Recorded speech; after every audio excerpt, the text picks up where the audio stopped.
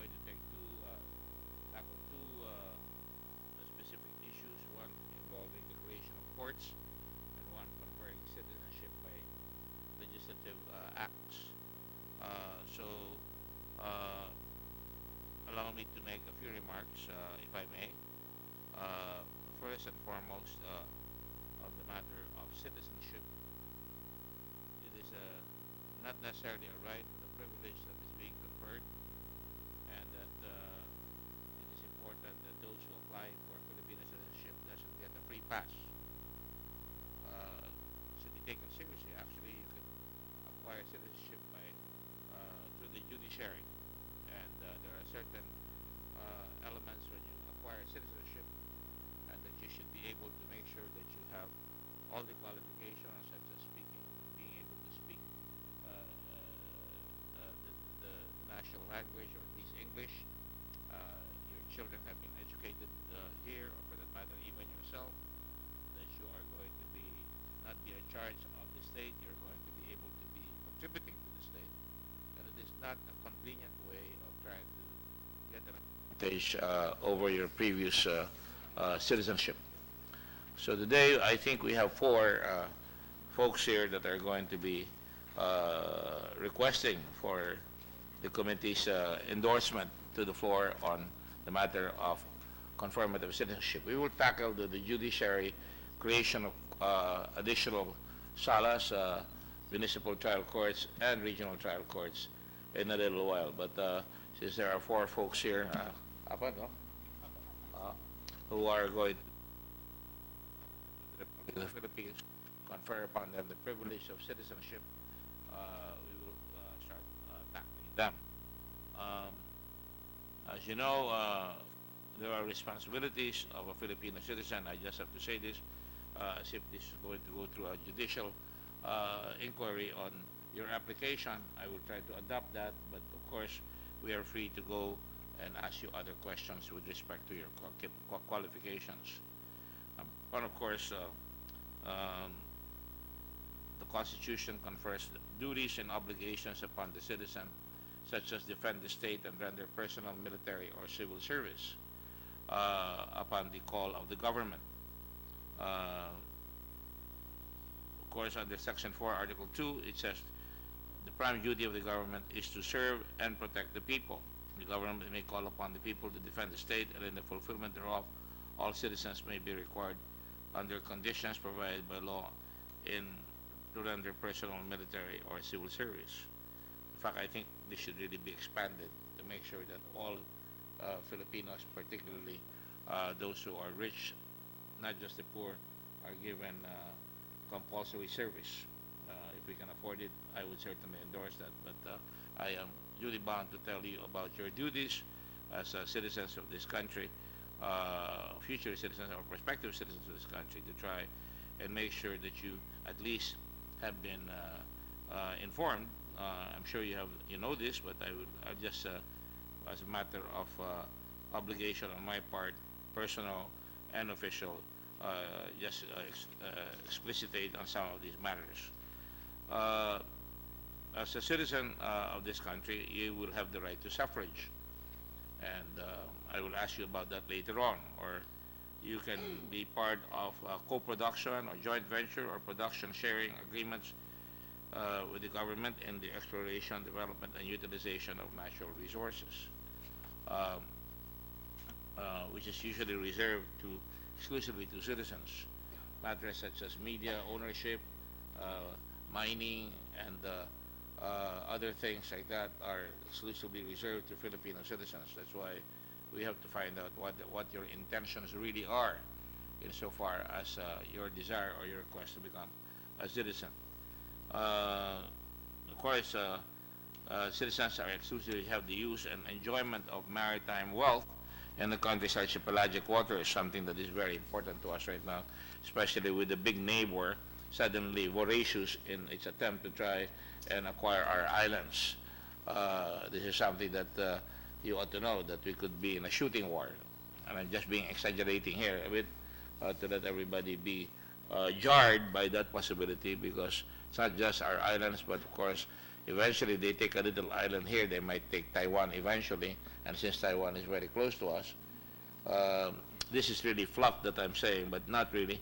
Just want to make sure that everybody is aware of some of the concerns, because citizens of this country tend to take it for granted, the fact that we have islands that can be taken from us in spite of rules or laws or judgments of international courts that have already been proclaimed. In addition to this, we have, of course, small-scale utilization of natural resources, um, which are exclusively for the benefit of for the utilization of Filipino citizens. And of course, leasing not more than 500 hectares or acquire not more than 12 hectares of alienable lands of the public domain by purchase, homestead, or grant. I will not go through all of this, which was a lot of gobbledygook, legal gobbledygook that has been prepared by my very sumptuous assistant here in my back. And, things like, yes, I'm not referring to you. I just want to make sure that he's awake. And of course, the operation of a public utility is also part and parcel of this, the practice of professions, and all such things as the right of citizens for quality education, etc., etc. So we shall begin, if this is a court, all of you, I suppose, are aware of the qualifications. Should not be no less than 21 years old. I suppose some of you are, 6 decades over 21 already, and of course, you have resided in the Philippines for a continuous period of not less than 10 years. These are supplementary, and I intend to ask you all these questions. And obviously, we want people of good moral character. There are enough immoral characters in this country, as Cynthia Villar is fully aware. And of course, matters such as owning real estate, and being able to write and speak English or Spanish. I believe we have a Spanish applicant here, and he comes at a good time when the president is attacking the church, with, very, very liberally, and that is good, because the Spanish church hasn't been very kind to us in the past, as Jose Rizal will tell you, in his Noli and his Fili. I don't necessarily enjoy with everything that agree with everything that the president says. Minor children should be educated here. Of course, you must possess no disqualifications, including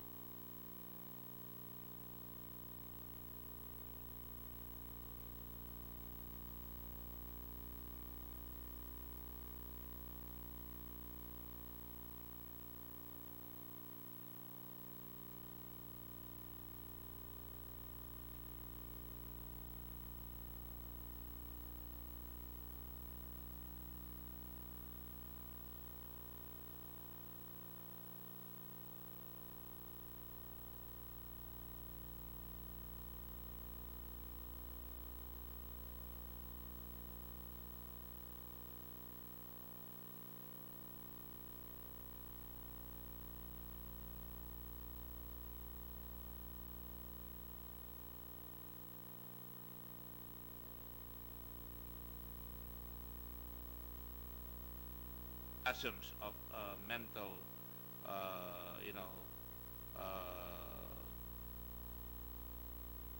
so what we call in law, at the time when you have a space, a moment when you are clearly lucid. We would like to make sure that you're always lucid and not have spasms of mental illness. Persons who during the period of their residence in the Philippines have not mingled socially with the Filipinos. Oh, we have a lot of that even among Filipinos. The so-called blue nose folks who don't mingle with the folks out there. I posted in my Facebook the other day that we take for granted all the squatters, or what is euphemistically called now informal settlers. We like to call them nice names, but we don't really feel with them, and we tend to take them for granted, and we don't really do something that we should remind you. I can be very acerbic at times when I ask you questions, so please don't mind me. I am not in my lucid interval all the time. All right? Citizens are subjects of nations with whom the United States and the Philippines are at war during the period of such war. And of course, citizens are subjects of a foreign country other than the United States. Most laws do not grant Filipinos the right to become naturalized citizens or subjects thereof. So, Father, you are in good shape. I believe the Spanish government allows Filipinos, being former subjects of Spain, if they stay there 3 years. I think Cynthia tried to apply for citizenship in Spain once upon a time. Did you? Just wanted to make sure you're awake. All right. And she is awake. She's awake. All right. So having said all that, I think we can proceed.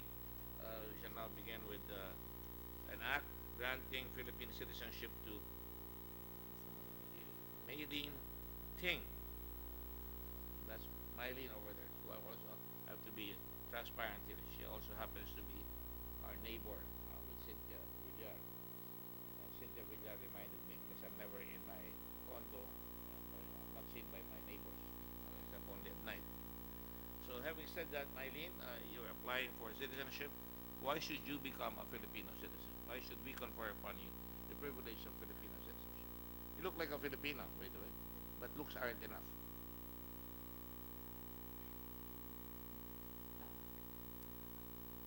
Definitely, I view this as a privilege to have the chance and opportunity to become a Filipino citizenship. I consider the Philippines my home. My family moved here in the 70s, so I grew up You're here. married? I am married. Oh, you look like a teenager. Uh, But you're of course allowed because you're over 21. yeah, Yes. thank you very much. And just trying to make your day. Yeah, you did. All right, You did. All right. Now you have your family here. Are they studying in the Philippines? Yes, they're residing in the Philippines. I myself grew up here. I went to school here. Where did you go to school? I went to International School of Manila. That's the pastmaster. All these people studying in these, schools that cost ₱1,000,000 to get an education. Is speaking the King's English. Like they call it the British school. Yeah. This is international school. Yes. All right. And do they teach you Philippine history there? Are you familiar with Philippine history? Yes, a little bit. Who is Lapu-Lapu? He was from Cebu, of course. Oh, I didn't ask him where he's from.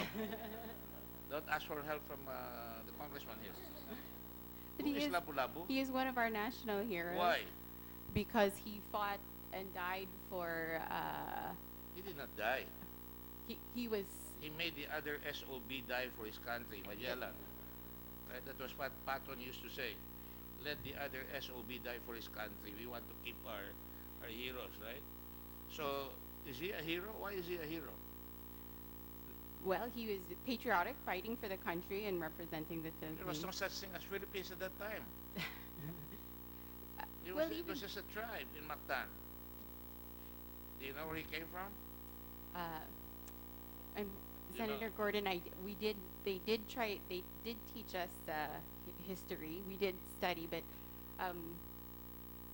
I can't claim to maybe have been one of the best students at the time. I'm not asking you to be the best. I just want to make sure that you know something about it, right? Especially since I have the Cebu representative here. And a very able one at that. She's a lawyer. Do you know her? Yes. No.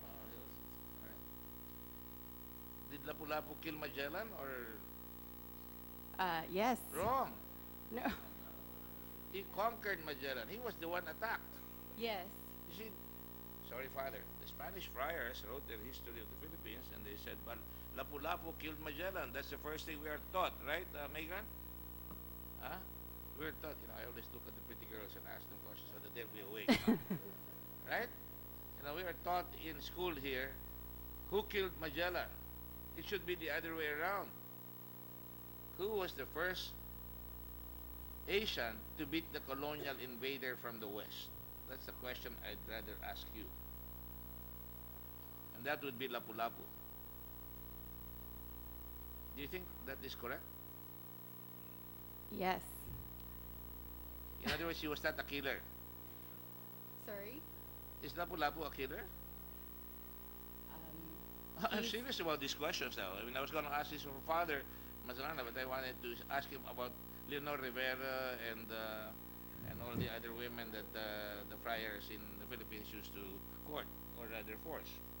And I think from the uh, perspective of the Philippines and there's no Philippine, perspective. There's only one single perspective, and this is what I'm trying to correct. This is not a funny question. I just want to make a statement because I believe that all Filipinos should think of Lapu-Lapu as a hero, not because he died. Do you think that heroes have to die for their country? not necessarily, they can serve in many So why did different you forms say and formats. because he died for a country, he fought and died for his country? He did not die during that battle. It was Magellan whom he defeated. And he was the one attacked. Magellan went to his beloved land at that time called Mactan. Do you agree, Senator Villar? Hello? Do you agree? Have you been to Mactan? I have been to Mactan. You see, there is to a interpretation. Have you seen the statue of Lapu-Lapu there? Yes, I And have. isn't he ferocious? You know, he's got this big, what do you call it, kapilan, or you don't know, no? Huh? Sundang. All right, whatever it is. I don't know. But he is depicted as somebody who's not peaceful. Do you know the national anthem? Oops. I do know the national anthem. Can you sing it? I can attempt to sing it. Oh, but I I'm did not ask you, can you sing it? You know, no, the potential to sing is there. The desire to sing is there. You don't have to attempt. You know the national anthem. I do know the I'm sorry, you were national the first anthem. here, so I have to ask you. You know the last one of the last lines in that? What is the last line in the national anthem? Yes. If I may take a look at my cheat sheet. You know, if I was a professor, I'd flunk you right away. Go ahead. Ang mamatay ng dahil sa'yo. Mm-hmm. So we'll die really for the cause and The fatherland, the fatherland. as Yes. the Germans would say, the fatherland. Right? Here we call it Inang Bayan, right? Megan? Because, you know, we are gender oriented. That's why, you know, we were ahead of this Me Too movement in America, right? Where the men are now being harassed, right? So, ang mamatay ng dahil sa'yo, is that heroism? Ninoy Aquino died. Is he a hero? Oops. I'm not asking you.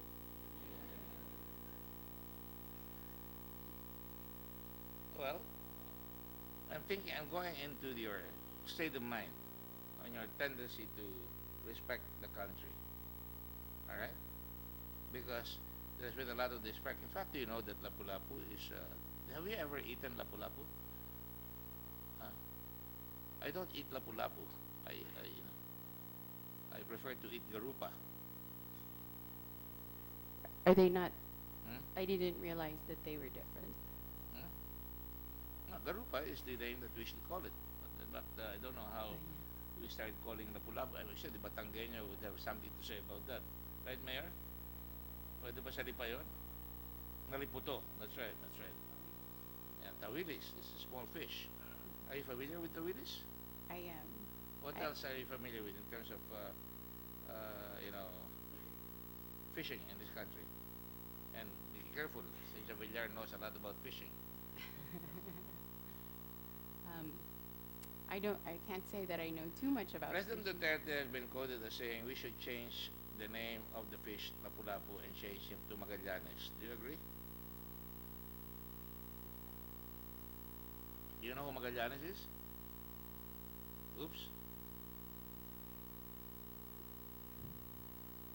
Magallanes is a Portuguese named by the Western powers as Magellan, Ferdinand Magellan. My gosh, Cynthia Villar, you get a 5 today. Right? So, see, there is a distortion in our country that we Filipinos tend to deride ourselves. You know, we tend to blame ourselves all the time. We're bullied by the Australians, and then we say, it's embarrassing, sinvergüenza. Father, what is sinvergüenza? Without shame, right? Yeah? We hosted them and we're supposed to behave when they hit us. We're supposed to turn the other cheek when they hit us. Do you agree with that?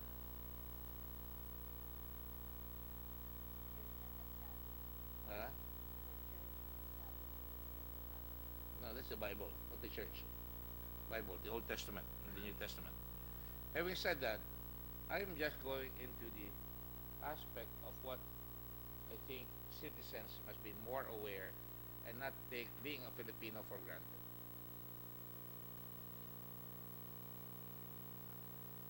Well, I'm not here to teach you civics. I'm just trying to find out whether your thinking is really Filipino. And I think if none of you got the gist of my question, we should be proud of the fact that that it is innate in us Filipinos to fight for freedom. Lapu-Lapu, it was all natural for him to face up to somebody who's invading his country. So the line before ang mamatay ng dahil sa, you may look at your notes.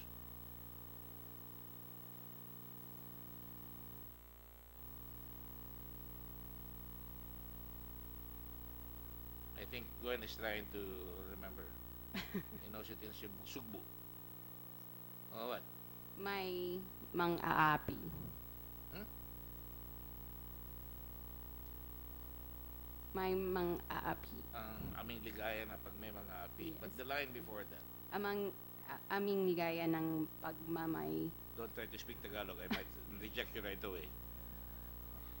How long have you been here? I grew up here. I grew up here since I was. My family moved here. And how long is that? Over 40 years now. 40 years. My grandson speaks Tagalog. His father is an American citizen. He speaks English. He went to school in Xavier and he speaks perfect Chinese. You've been here 40 years and you don't know Tagalog yet? Or Filipino? It is one of my big regrets, and You cannot say that here right now. I think you better withdraw the answer. yes. It is something that I am currently working on. Language is not one of. No, but when you're here, you should learn how to speak the language. Don't you think so? Yes. You're Yes. Chinese, right? I am Chinese, of Chinese descent. What do you know in the Philippines? When you see me walking in the street, how do you greet me in Tagalog?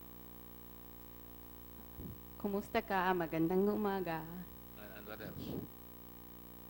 Do you speak Chinese? A little bit also. When I go to China or Hong Kong, I say ni hao ma, Mm. right? Now what does that mean? How are you? So there's an effort on my part to say Yes. hen hao or pu hen hao. Mm. I'm not trying to show off here. But certainly, when you want Filipino citizenship, there should be an attempt to try and learn the language. I see some people, please do not indicate your preference whether we should grant him citizenship or you agree with the question I'm saying, because I might say no to it. To her. Okay?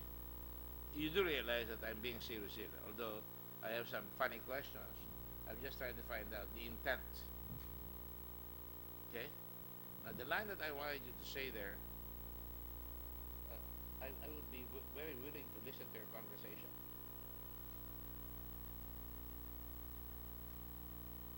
And that's a Filipino, thing with us. I mean, when somebody is talking, if you cannot listen, you go out if you have to have a conversation. And that's not very Filipino what I just did. What will the Filipinos do? They will tolerate because nakakahiya. Baka mapahiya yung tao. Do you agree with that cultural value? See, I don't ask the usual questions.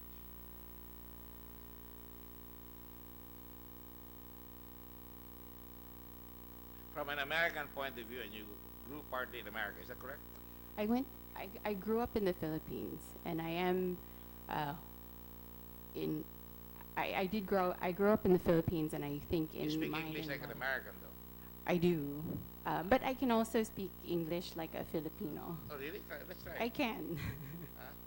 Huh? Oo. Hello, when you call the police, what do you say? Like a Filipino. If I would call the police, Yeah. hello. Police this is? Police ba ito? Ah. Because Filipinos tend to translate Mm-mm. Tagalog to English literally. Police this is? Accident there is. May aksidente dito. Oo. Ah, ganun ba yan? Yes. Coming you, waiting I? No, no, no. Punta kayo rito at maghihintay ko rito. No, that, No, no. How does a Filipino, how is English spoken like a Filipino? English is spoken properly as a Filipino. It's just the accent and the tones and so forth that Oh. is natural. You might get, Think can I intercede? you can, but you may Yeah. not right now. Let's still, No, I just want to make a comment Sure. because my children went to international school also. Yes. And sometimes, There's nothing wrong with that. yeah, sometimes like my eldest son, when he went to international school, he was not yet speaking Tagalog. Kasi it took him a while to speak. Kala nga ni Manny, bobo yung anak ko kasi 3.5 years old, hindi makatagalog.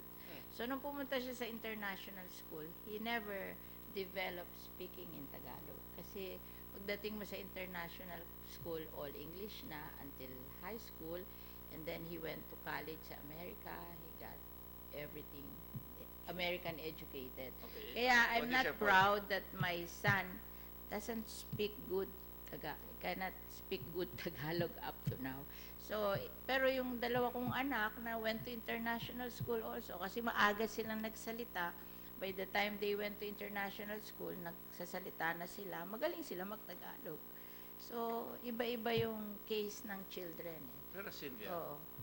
just a reminder to all of you, Cynthia is a very competitive person. I didn't mean to parade my son who knows how to speak English and knows how to speak Chinese and knows how to speak Tagalog, because I know Cynthia is going to come up with Proud of my son who cannot speak. Kaya lang nagka-problema siya sa speaking when Well, I'm he sure was you're very young. proud of it. So, hindi But na siya you're masyado not the one applying gumaling. for citizenship right No, now. no, I'm just, because I think she came here when she was 10 months old, but went to IS, and then very much American educated. So, medyo nahirapan siguro siya, just like my son, na who's really Filipino. Pero nahihirapan siyang magsalita ng Tagalog. Oo. But it doesn't mean that they didn't develop the love for our By the country. way, if you think that I am trying to make fun of you, perish the thought. I'm just trying to find out how you are addressing yourself, how you're going to address yourself as a Filipino citizen. And that's important to me, because I went through this whole process given to me by my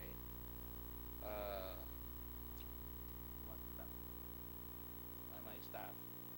And, and I took citizenship and immigration law many years ago. And Professor Taguinod made me understand every bit of it.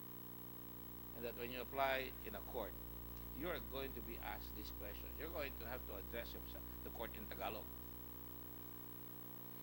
Right, Counselor?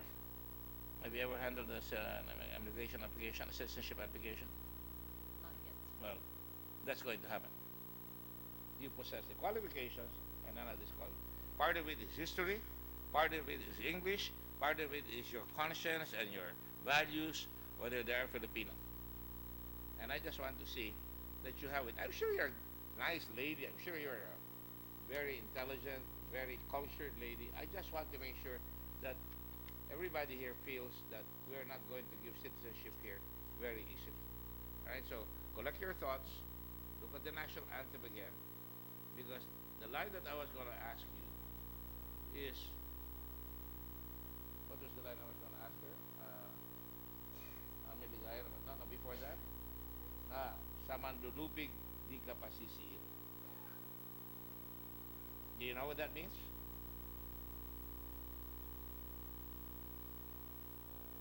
I will translate for you. Sa mandulupig di ka pasisiil, nay shall invaders trample our sacred shores. Okay?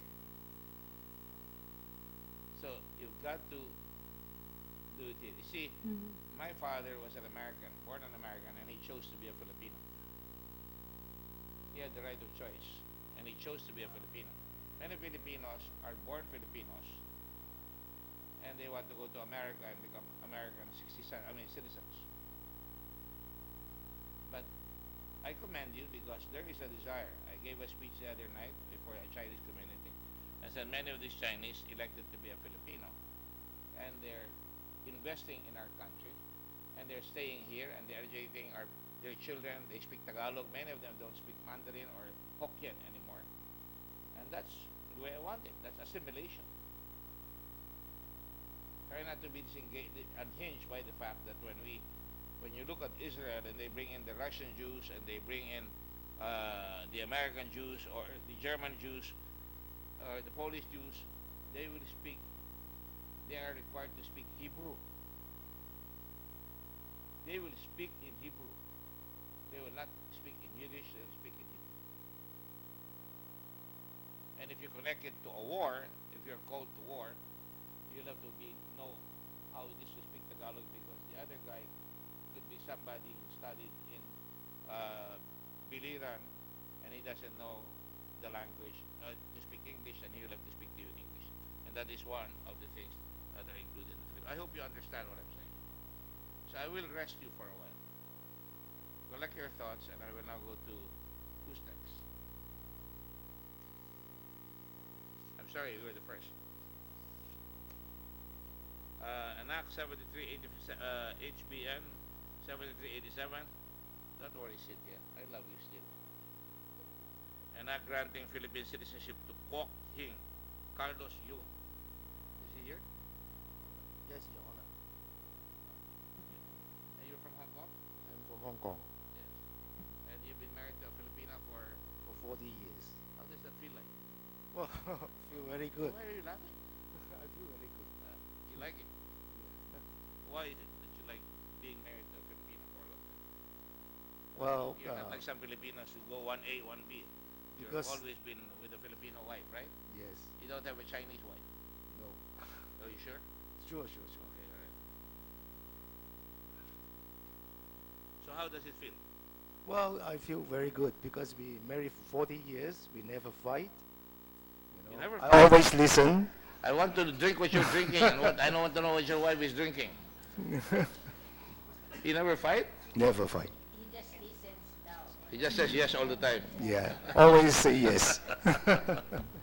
All right. Did you want to say something on behalf of your the one you're sponsoring here? Thank you very much, Mr. Chairman. With the indulgence of the chairman, if I may... No, indulgence needed. Just go ahead. and speak. Thank you. Well, I would just wish to introduce Mr. Carlos Kwok Yeung, a national of Hong Kong, who has worked and lived for over 40 years as if he were a Filipino. In 1978, he came to the Philippines, fell in love, and wed a beautiful Cebuana, Miss Mariquita Salimbangon, who is seated at the back, and made Cebu... Okay, Mayleen, are you married to a Filipino already? I'm not. You're not. Okay. I'm married to a British. A Brit. Yes, They lost last night or this morning. they did. How do you feel about that? Sad for my husband. I'm sad and I'm not British. Yeah. I'm I'm not a Go ahead. big football fan, so. Well, all right. Just kidding. And upon his marriage, he made Cebu not just his second home, but the home of his growing family and the focus of his ventures as an entrepreneur. A partner of the highly successful diamond dealer Simplex Diam HK Limited in Hong Diamond? Kong. Diamond, yes, Mr. Chairman. Oh, no Mr. wonder. Yeung soon expanded his investments to the Philippines through MSY Holdings. Excuse me. Did you say diamond? You deal in diamonds. No wonder your wife doesn't complain. I deal in diamonds in Hong Kong, but not in Philippines. Oh, okay, all right. Go ahead. He is chairman of MSY Holdings, whose affiliates are engaged in diverse businesses such as real estate development, the hospitality business, health and fitness, among others. MSY Holdings is responsible for building two distinct landmarks in Cebu, the Candaya Resort a luxury beach resort in Daan Bantayan, northern Cebu, and the MSY Tower, the premier business address at the Cebu Business Park, Cebu City. While his business ventures have created employment opportunities for thousands of Filipinos, it is in the area of philanthropy that Mr. Yeung excels and has touched tens of thousands of lives in Cebu and nearby provinces since 1991. Through MSY Foundation, Mr. Yeung, together with his wife, Dame Mariquita Salimbangon Yeung, has funded the construction of health centers and the conduct of medical, surgical, dental missions in depressed areas in Cebu province, a medical assistance program for indigent patients, assistance for the repair and reconstruction of public schools, financial assistance to poor and deserving students, relief operations in times of natural calamity, and its flagship project, Operation Smile, has helped over 5,000 children with cleft lip and cleft palate acquire new smiles and a new shot at life. In recognition of MSY Foundation's philanthropy, its founding chairman, Dame Mariquita Salimbangon Yeung, was recognized as a PayPal awardee of the Order of Saint Sylvester. Excuse me. Did you say Dame? Yes. Is that Yes, an Your award of the British Empire? It is It's called title Dame. It's a title. conferred by the Catholic Church. Well, For even the having Catholic Church the- confers dames now? That's right, Mr. Chairman. If you are conferred the Order of Saint Sylvester, I believe the male counterpart Yeah, the Saint for the Saint Sylvester. Sylvester, they are called sirs. They're addressed sirs. And they give you a painting of you with a sword and everything, right? I will have to confirm Right, Father? with. Do you have to Sir. pay? You have to have a contribution to the church, right? No, Father. Be very forthright. I know because I have some friends who are Saint Sylvesters, and they gave hefty contributions to the church. That's why Duterte sometimes is asking about all this money of the church. Good. I'm sorry. Mr. Yeung and his wife share a home in Cebu City with their 3 children and soon to be 5 grandchildren who are all responsible and productive citizens of this country. Citizenship is a high privilege as well as an awesome responsibility. It requires physical presence, integration into the community, investment in a nation's future, a demonstrable compassion for your fellow men, particularly your future fellow citizens. If this be the standard, Carlos Kwok Hing Yeung has shown that he is and would be a good citizen of the Philippines if conferred the Filipino citizenship. Thank you, Mr. Chairman. Thank you. Oh, diamonds are forever. They're also a girl's best friend, right? So, what's his name? Mr. Yeung, Yes. do you Yes, Your carry Honor. a passport right now? What passport do you carry? I'm having a Hong Kong passport. A Hong Kong passport. Yeah. All right. And after you're naturalized, will you still be carrying a Hong Kong passport? If you allowed, if the That's not country for me to allow. If the country allowed. I'm just an individual. If the country allowed, then I will keep the Hong Kong passport. So you're going to have dual citizenship, is that it? Yes, yes. But you're Yes, not Your Honor. qualified to have dual citizenship, if I may remember my law correctly. Yes, If I may. sure, you may. I'm glad you said you may because I know you can. You ladies can. Go ahead. Thank you for allowing me to speak. Well, there are 3 Sure. modes of conferring citizenship. One is the administrative Yeah. naturalization, which is so specified under Commonwealth Act 473. The second is the judicial Judicial. naturalization under Republic Act 9139. And the third is by an act, a direct act of Congress. And there have been precedents by such direct acts that those that have been conferred Filipino citizenship were allowed to maintain the original. This does not mean this does not mean dual allegiance. It is a dual citizenship. May I just look at my notes here of precedents that have been granted to one Andre Blatch, an American basketball player granted citizenship by direct legislation a few years ago. You see, that's why I'm very, very careful.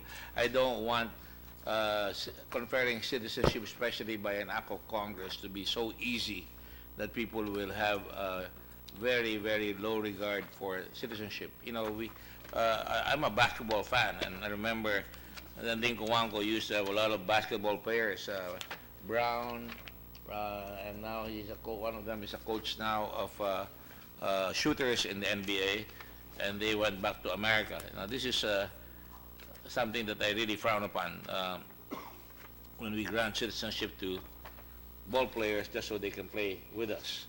So I'm very careful about that. So try not to raise that argument with me, because we all have the same vote in the Senate. But the point that I would have wanted to put across, Mr. Chairman, in the two other modes of acquiring naturalization, which is in the by administrative and judicial, the renunciation of the previous citizenship is required. Yes. However, in a direct act of Congress, unless it is specifically required in the law itself, but previous precedences, and not only referring to Mr. Blatch, but there were others. There have been. I know there have been others, because yes. When they play for our national team, they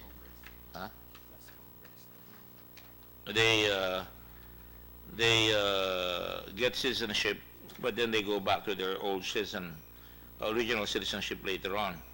And in all my studies on citizenship, if I remember correctly, Justice Sigana Cruz says Philippine citizenship is a gift that must be deserved to be retained. The Philippines, for all her modest resources compared to those of other states, is a jealous and possessive mother, demanding total love and loyalty from her children. The Supreme Court described it as not a cheap commodity in the case of, in repetition for habeas corpus of Willie Yu versus Defensor Santiago. The Supreme Court said that Philippine citizenship is not a commodity or ware to be displayed when required and suppressed when convenient. I tend to agree with that, and I know that may not be the intention of Mr. Yeung here. I just want to ask, and I don't want to mislead them. Quite frankly, I would frown upon that if Philip Yeung is going to take citizenship here with the intention, when it's convenient, to go back to China. I will tell you already, I will vote against him. I perhaps can say with certainty, I have known the Yeungs for a long time. Mr. Carlos Yeung has decided to make Cebu his home and has contributed immensely to the economic advancement of the province. His children all now reside in Cebu with their own children. So it is, and that is a matter yes. that goes very well for him, and he sends his kids to Filipino schools, I suppose. Yes, Mr. Chairman. Yes. So including the grandchildren. we're not as tight, but certainly I am using the judicial requirements here just so we try to be consistent with our rules on citizenship, because I would imagine that in court it would be more difficult. But no, actually Congress would be more difficult, because you have to pass through the entire Congress, and both houses will have to confer it. So I just want to ask these questions, and my vote is my vote later on, as well as Cynthia's vote. But let me go on. I mean, you have created businesses here, right, in the Philippines? Yes. And how many people have you employed? I employ more than 1,000 people. More than 1,000 people. And what do they do? They are construction workers. Construction. So you are in construction. I'm in the construction in Cebu. Roads? No, buildings? I make socialized housing. I make also middle class housing, buildings, resort, everything. Don't say too much about housing, because Cynthia Villar might vote against you. I know. She's much bigger than me. I'm not. You know, she sits with me. That's why I always kid her. And sometimes she slaps me down. Most of the time, she's my seatmate. So I'm glad that you have invested here and that you hire Filipinos, and that I just want to be sure that, for my part, I would prefer that although dual citizenship is allowed, especially if you have parents who are both citizens at a certain time, that you could choose to be a dual citizen. And my efficient staff here gave me a question that is not related to what I'm saying. As usual, he disturbed my train of thought. And, but anyway, that is the kind of thing that we have here. We have to live by our wits here. So it is just my hope and prayer that if we are granted that, that you maintain the course. Your children, do they speak the language? Yeah, all my children and my grandchildren are Filipinos. And they learn the Filipino language. And you also know that Lapu-Lapu is not a I know. river. I'm in Cebu. I know. Cebu, ano? Lapu-Lapu is a hero because he fight for his people to against the people who invade the country.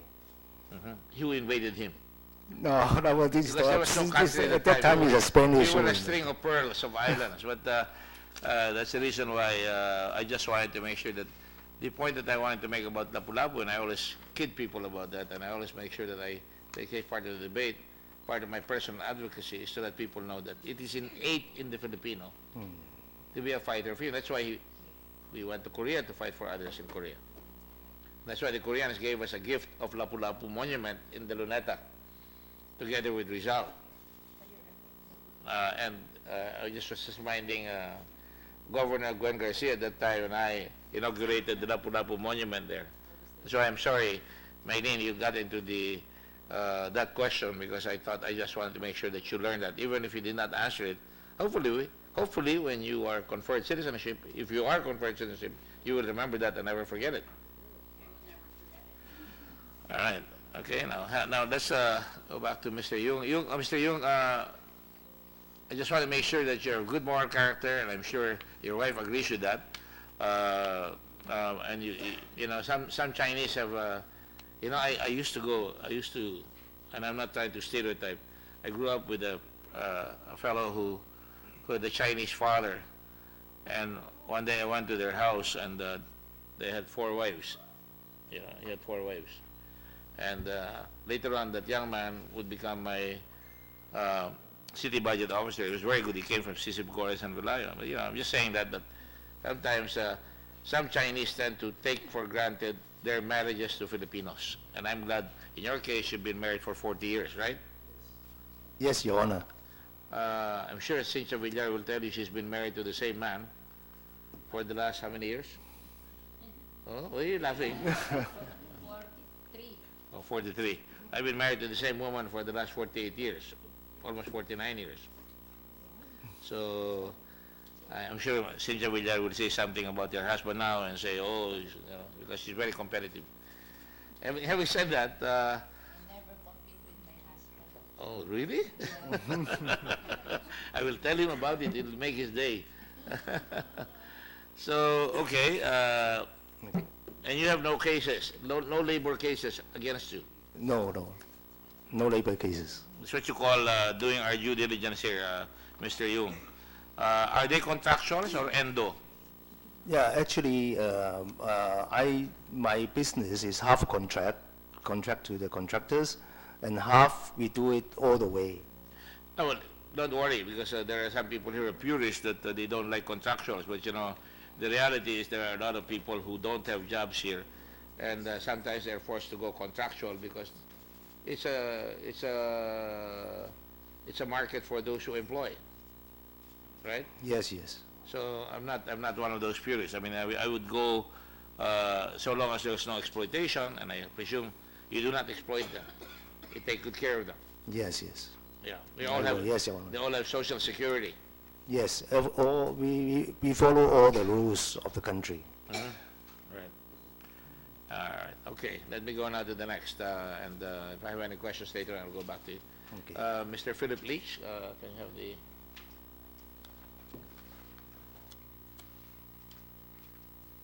Yes, sir.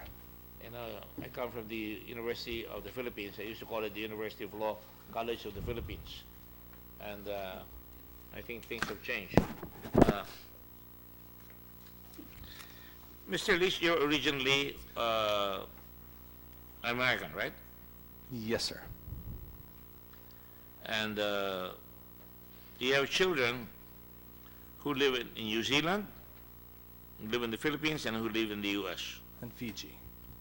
Why do you want to be a Filipino citizen? America is the only superpower right now, even if Trump is talking to Putin in a few days. I came the first time to the Philippines in 1988 as an Air 88. Force. 1988 as an Air Force pilot. Were you in Clark? At Clark. Yes. Stayed there many moons, and went out and back many times to various locations, and began to really love the country. I'm very comfortable here. I separated from the military in 92, 93. And after that time, had always, from that point in time, thought, you know, if I am to retire, I would love to retire in the Philippines. I have been coming back and forth after leaving the military in 2001. I started coming quite often, probably 3 to 4 times a year, mostly on either friend visits or on some business of some sort. You're married to Terry Ruth Leach. That is correct. Is she with you, or are you? Is she here today? Yes. No, sir. But she lives here with you. She does. Will she take Filipino citizenship and you get married Well, there? that's a nice question. She was supposed to be on the bill. There was a clerical error, and she was omitted. Sorry, I When we had originally started the bill, she was intended to be on with me. oh, you wanted conjugal, Yes. but you have to give it individually. All right, and does she intend to do that too as well? She does. All right, and you graduate from Texas State University with a degree in biochemistry, That's correct. minor in food science, and you became a pilot. Yes. Cooking did not suit you, so you flew a plane, That's right. right? And how long were you in the U.S. Air Force? 6 years. 6 years. All right. And what kind of plane did you fly? The 141, well, the T-37, T-38, and the 141. Gee, I'm not familiar with that. When you say P, I think of the P-51 Mustang. T is in Tango. T as in Tango. Is that trainer? They were trainer aircraft. Yeah. One is a lot like the F-5, if you know the F-5. Right, Northrop. right. I do know the F-5. And then the 141 was our cargo hauler. I was at Clark. We were resupplying. That's a cargo plane, C-141, right? 141's a And 4-engine replaced cargo later jet. on by, is that the Starlifter? Starlifter, yes. That's right. Yes. So having said that,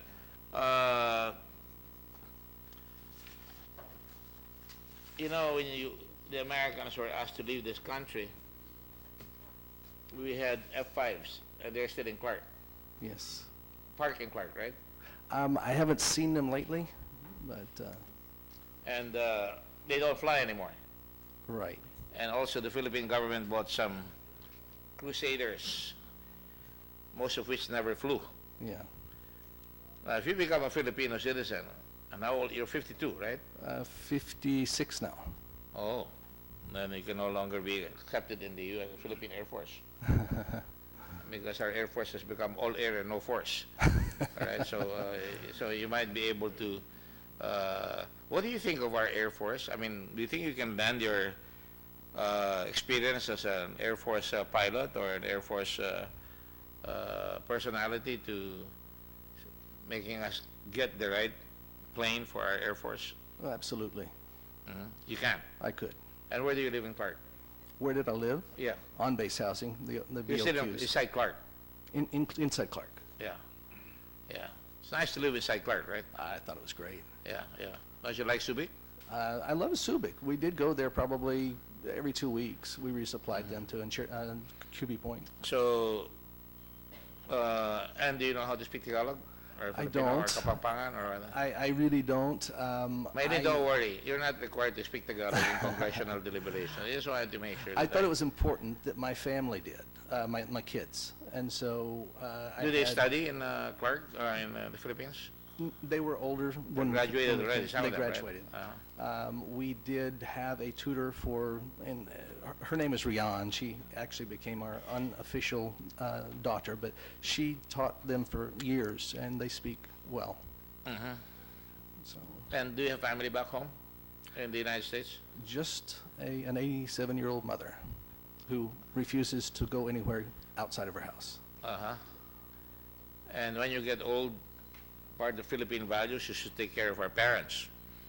Yes. Normally, we don't put, it's beginning to be a habit now. Some people put them in hospices. Yes. No, that's not for Do me. you agree with that?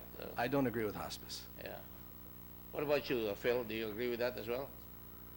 You take care of your parents? Carlos. Is it Carlos or Philip? Yeah. My both parents died already. Oh, okay, all right. I'm 72. I'm 72. Well, are you complaining? No, I'm not complaining. All right, okay. All right. And you have a business, right? I do. You employ 40 people? I'm sorry, I didn't hear You the, employ 40 people. a little more than, but yes. And what do you do? What's the business like? Well, the main business, I developed technology for preserving coconut water without chemicals and preservatives, without heat, so that, I don't know if you've tasted the commercially available coconut water. Yeah, They it sucks. typically, Yeah. oh yeah, it doesn't taste like out of the coconut. Right. I like the buko, the original one. So I developed a process with the coconut water where it can remain undegraded, just like it came out of the coconut for a 60-day period. And it is marketed how? In a package or? I haven't particularly marked that one. That was the start of the whole business. What I ended up realizing was that I would have to continue pushing a secondary business in order to get the primary ones off the ground and commercially viable. I have shown it to others who could bring it commercially viable, but I have chosen to just wait for a while until I can do that. The biggest part of what I'm doing now, which was a secondary part of the coconut water, is we manufacture organic, natural coconut chips.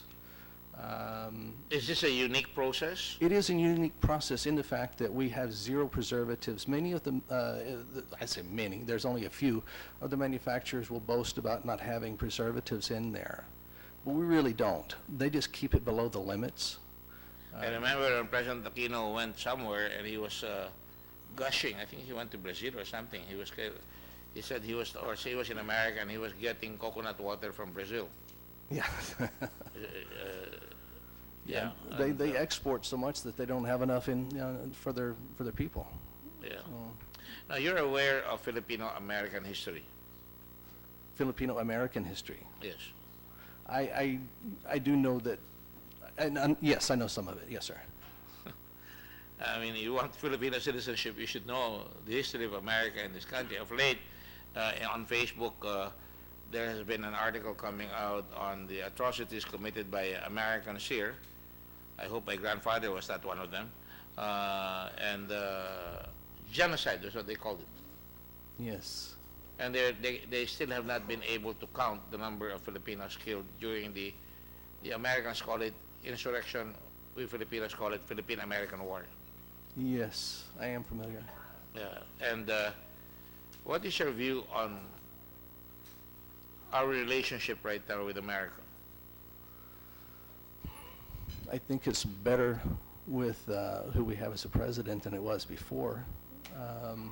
That's just my perception. It's better? I think it's better with the current president of the U.S. I think that the previous... Meaning Obama or? Trump. I think it's better with Trump, Trump. than it was with Obama. So are you a Republican or are you a Trump man or because you're the Trump? Well, I don't affiliate with anybody. I do like the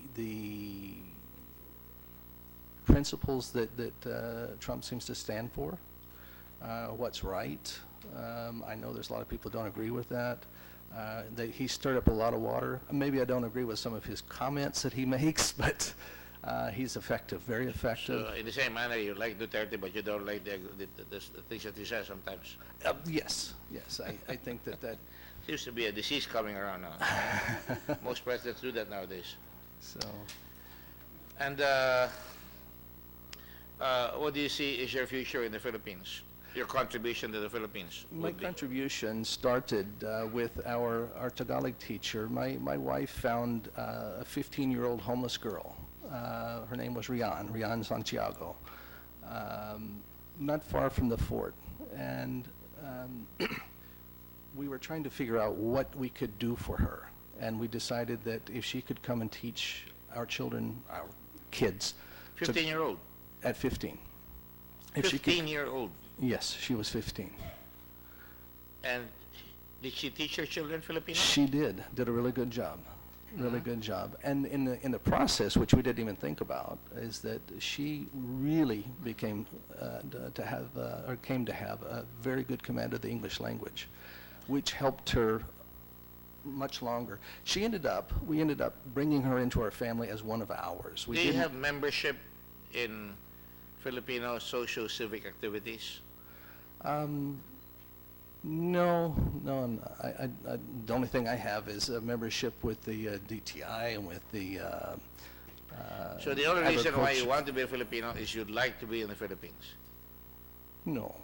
Or why do you want to be a Filipino? The biggest, with the Rian, we school and she's now married. She's Part of the qualifications is that you should have been able to do something for your prospective adopt.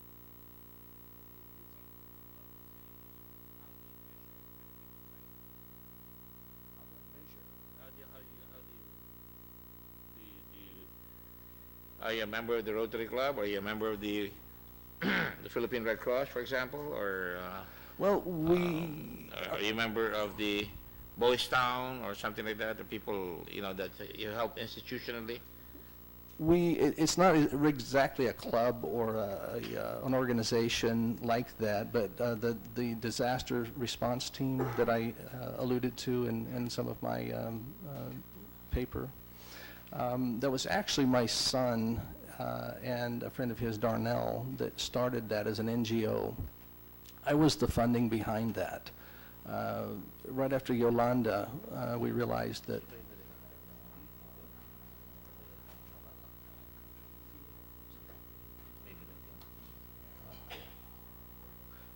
right after Yolanda, we realized that response was quite slow when it was so devastating. The storm was so devastating. And so right after that, we jumped into action and formed a group of guys that did work in Leyte mostly, rebuilding, and putting together what they call earth bag houses, which are quite storm resistant. Versus the bamboo or the lesser lumber and tin homes. You're in Buko. One of our models in the Red Cross is we gave 5,000 pesos cash grant to a Leyte lady, and not expecting anything in return, just to tide her over. Yeah.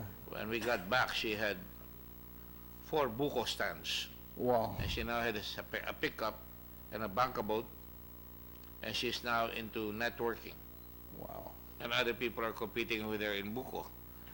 But she's gone out of the business already, and she still keeps it, but she's expanding elsewhere. Yeah. And that's something that institutionally, folks like you or Mayleen or Philip here or Carlos here. By the way, do you know who you're named after in Philippine history? My name Carlos? Yes. No, I don't. You better teach him. I don't think you know either. Yeah, correct. Brandy. No, the card is king. And one of the people there is Philip, after whom the Philippines is named. Felipe Segundo. Right? So, If I could just finish with Rian, once she had graduated college, we'd sent her to college, she was able to, on her first job, be placed in middle management Citibank, which we were absolutely so proud of her. she's in Citibank now? She's not at Citibank now. She moved on. She got a degree in finance, and then from that decided she's going to be a stock trader, and so that's what she's doing individually. She's in the Philippine Stock Exchange? She's not in the Philippine Stock Exchange. She's individual trader. She's gone through a training for over a year to be a licensed trader. So we were very proud of her, partly because you know, even her very first job was in terms of pay was very, very good. You know, I'm just preparing you guys that if we pass you here, and I have to have everybody sign it, when it goes on the floor, any senator can ask, and I will have to answer for you as the sponsor on the floor. Right? So I have to know a little bit more about you guys. Okay. And,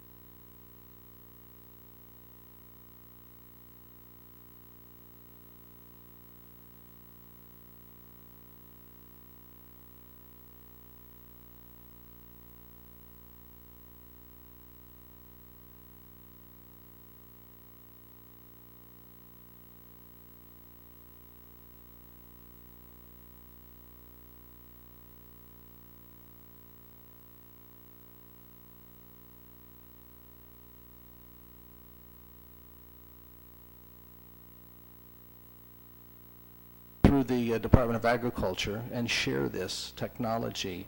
I modified machinery to be able to inject the pure food grade nitrogen, get very high concentrations with the modifications that I came up with, which are shared with Secretary Pignol's people, and then in turn he continues to invite us as a guest of him to basically any kind. do you work with any food technology group like UP or DOST on your process? DOST we work with on a limited basis, on our film layers, on explaining what we're doing with our film layers, testing their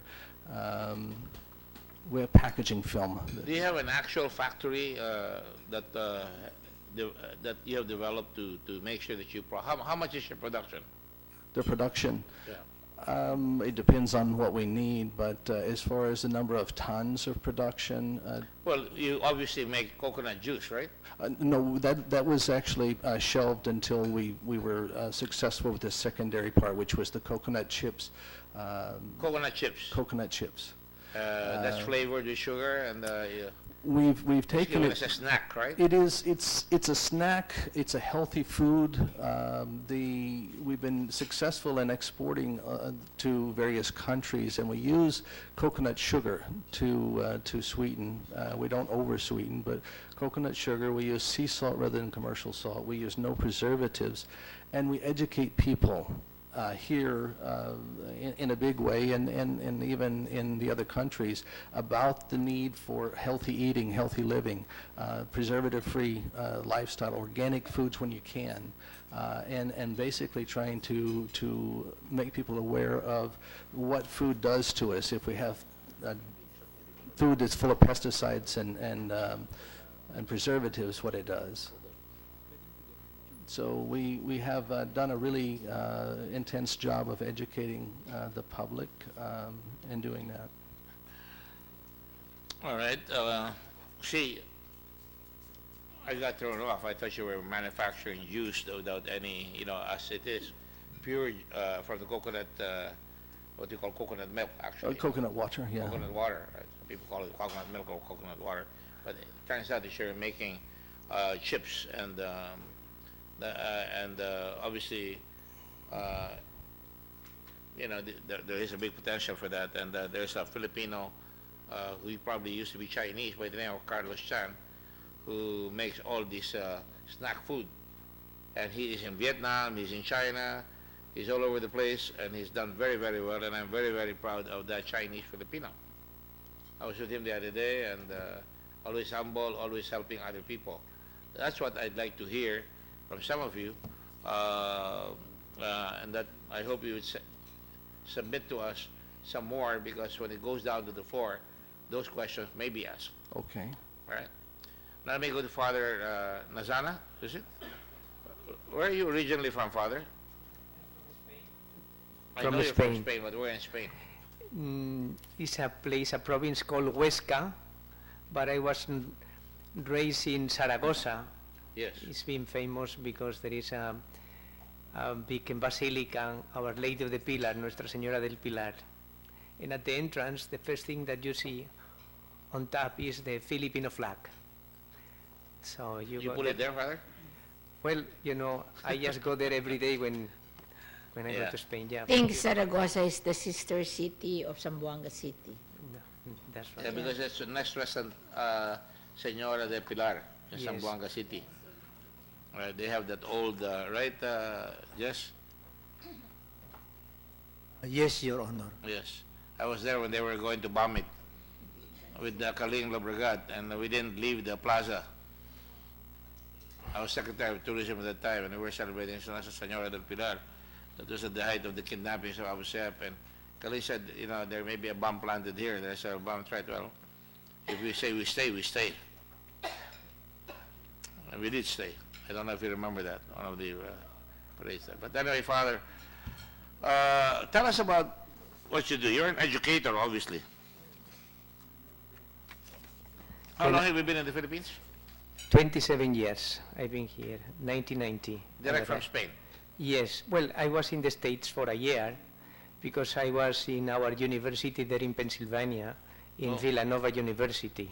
Villanova? Yes, it's our university. Very good basketball team. That's right. Yeah. For the last 3 years got the 2 championships. You don't have to be... A little bit mayabang. Yeah, well, you said it, I did it. And why do you like to be a Filipino, Father? Well, I've been here for so many years. Hardly I go back to Spain because I find my place here in the Philippines. I love the people. I love my work. Where have you been in the Philippines? I've been always assigned here in Makati, in our school there. So we have a school. You're with Colegio de San Agustin, Colegio right? San Agustin, that's right. And did you go to any other school of this? Are you what is your order? Order of St. Augustine. I think you met some of our Augustinian fathers in Intramuros because it's also our house.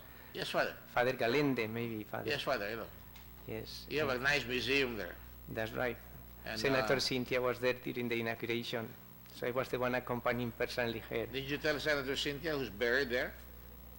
No, who is buried there? So Juan Luna.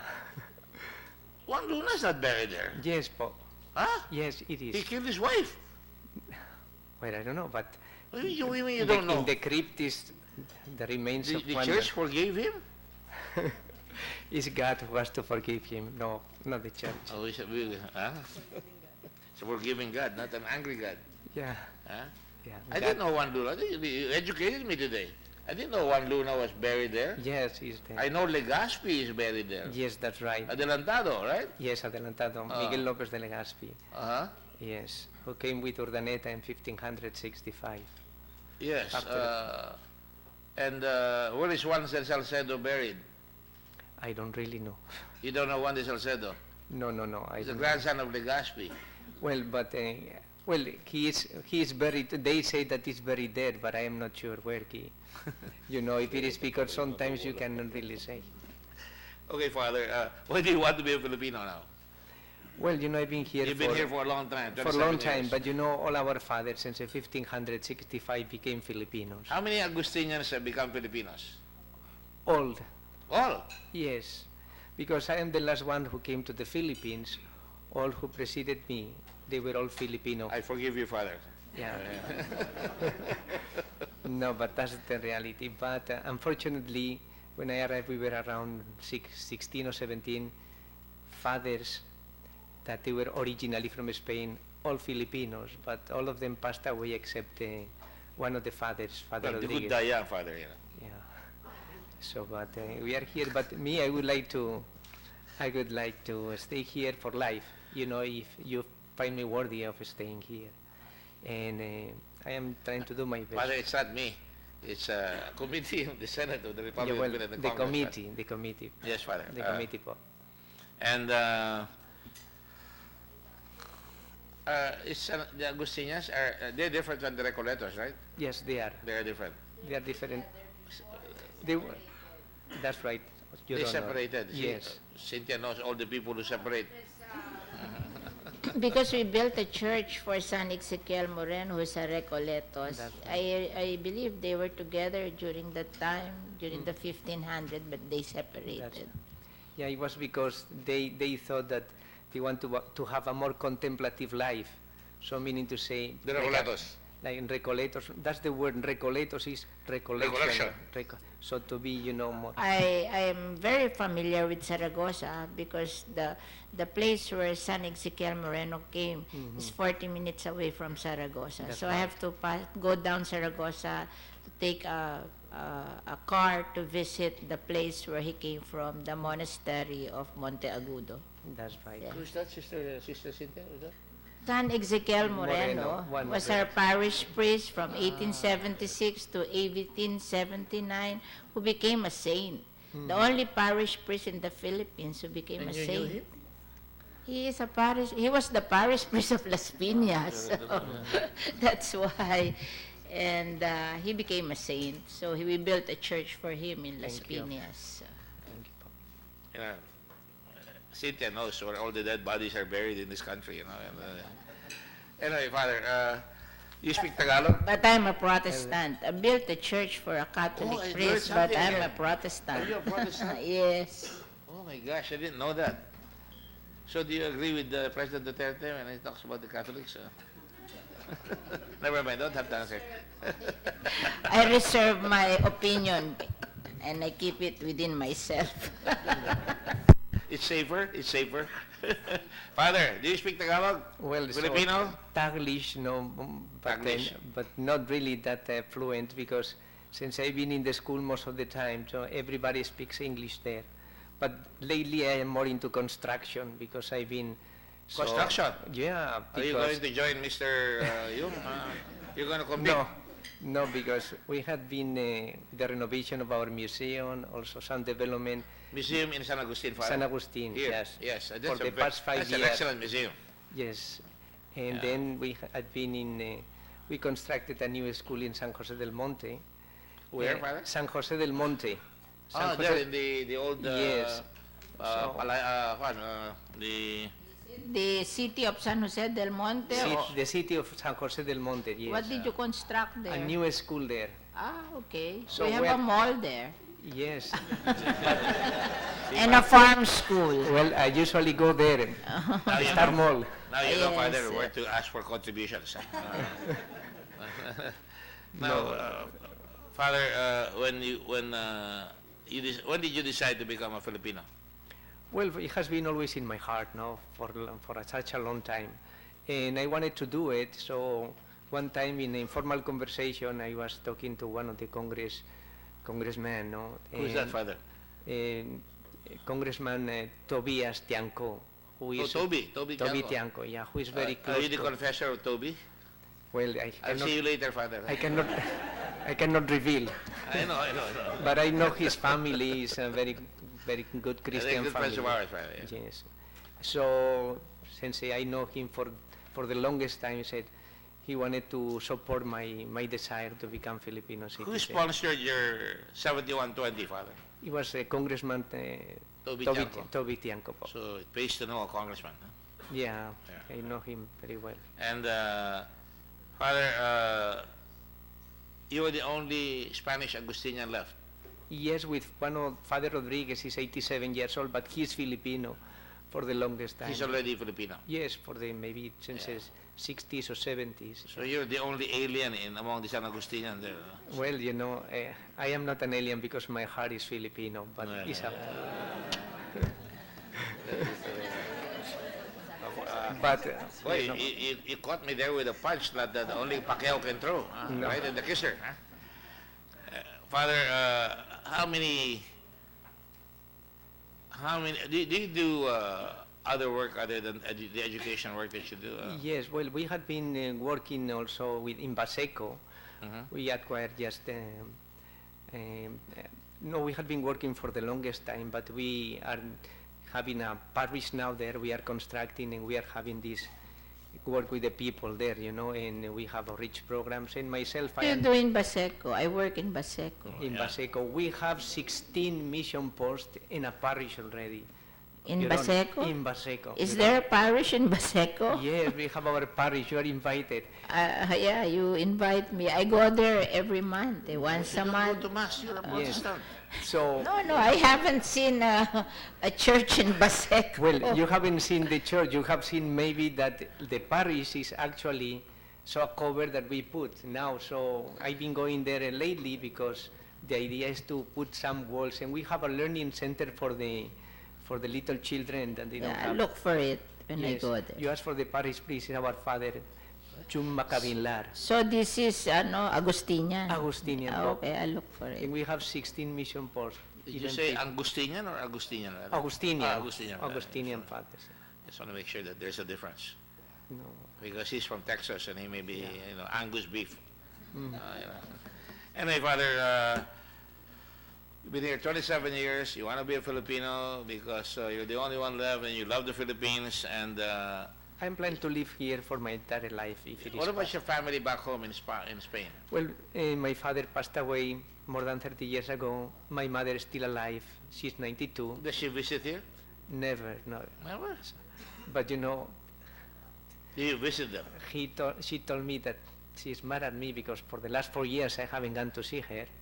But she lives with my brother and my sister. They're taking care of her. In Zaragoza. Zaragoza. po. Yes. Spain is a beautiful country, Father. Yes, in the And Philippines. the difference between the Spain that we know today Mhm. and the Spain then, and I just want to correct it here, if I may, isn't it the fact that most of the priests that were sent here were from Mexico? Well, there were many sent from Mexico, no? Yeah. Yeah, that's right. So, And the church being what it is, you had married popes, you had the Borgia popes before, and I just want to make sure that it is a church composed of mortals like us. of course.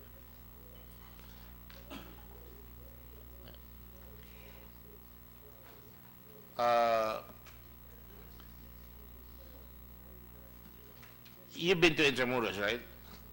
And the first I know I'm just saying, did you see the ecclesiastical stab at history that we created there when I was Yes. Secretary of Tourism? Where we had the Augustinians, the Recoletos, the Jesuitas, and all that coming in, right? That's And at that time, there was a very, very big clamor against the Spanish friars at that time. Would you say that that is accurate, Father? Well, this is part of the history, no? But sometimes, you were talking about el Lapu-Lapu, no? Yes. And so, Who was the writer? He was an Augustinian who wrote about that battle, right? yes, well, we have an Augustinian, Father Isacio Rodriguez, Yeah. who is claimed to be the best historian of the Filipino history. He, Mayaban. Okay. No, but he passed away. He used to come here, and he himself make a library, his own personal library with more than 30,000 books, and he used to be in all the universities and libraries all over the world to get any kind of information, and he wrote more than 80 books about the Filipino history, and in Spanish. No, but And is that available to Filipino historians? yes, Filipino to all of students? them, and And well have recognized. Filipinos taken advantage of that? Because that's a very, very well kept Yes. secret, apparently. No, It's not readily available. Yes, it is not a secret because it's in Spain.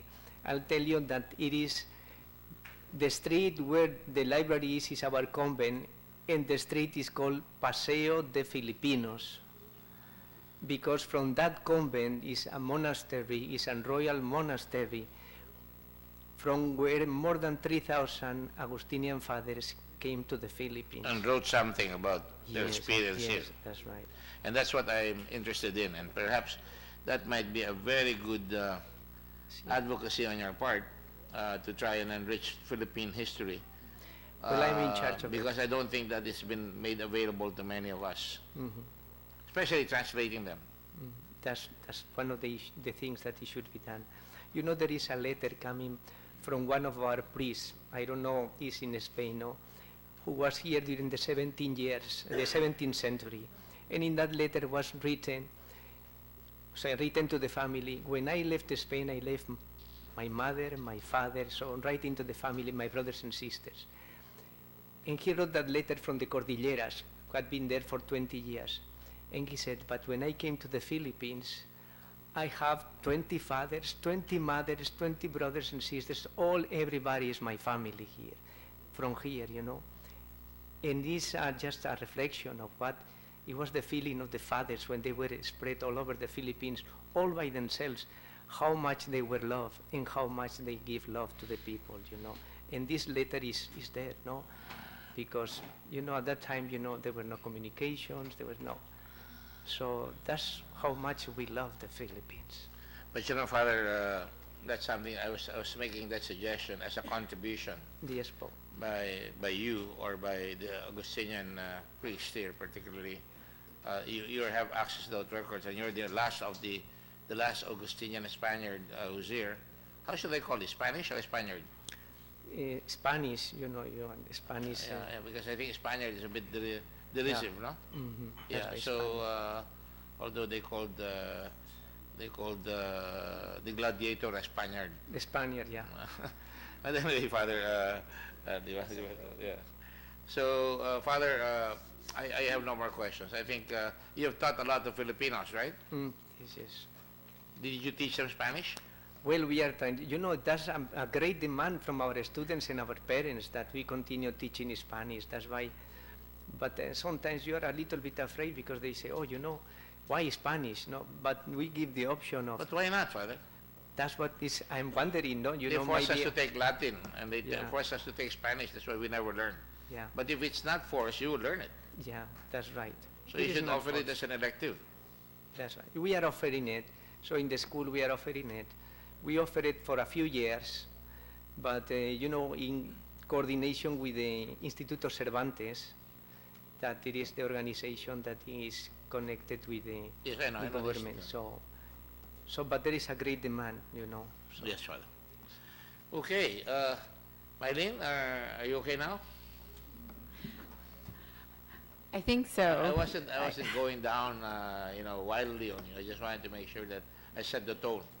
Sure. That the whole point of citizenship is that you must really want it, and I think you ought to read a little bit more about Philippine history and all that. You're married to a Brit.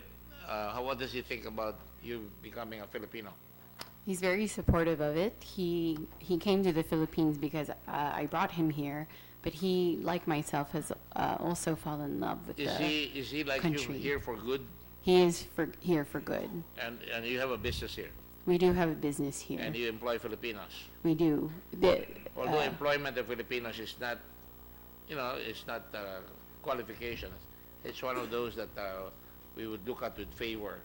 But what other things do you do in terms of enhancing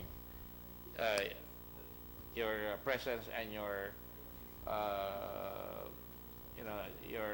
some indication that you really love the Philippines?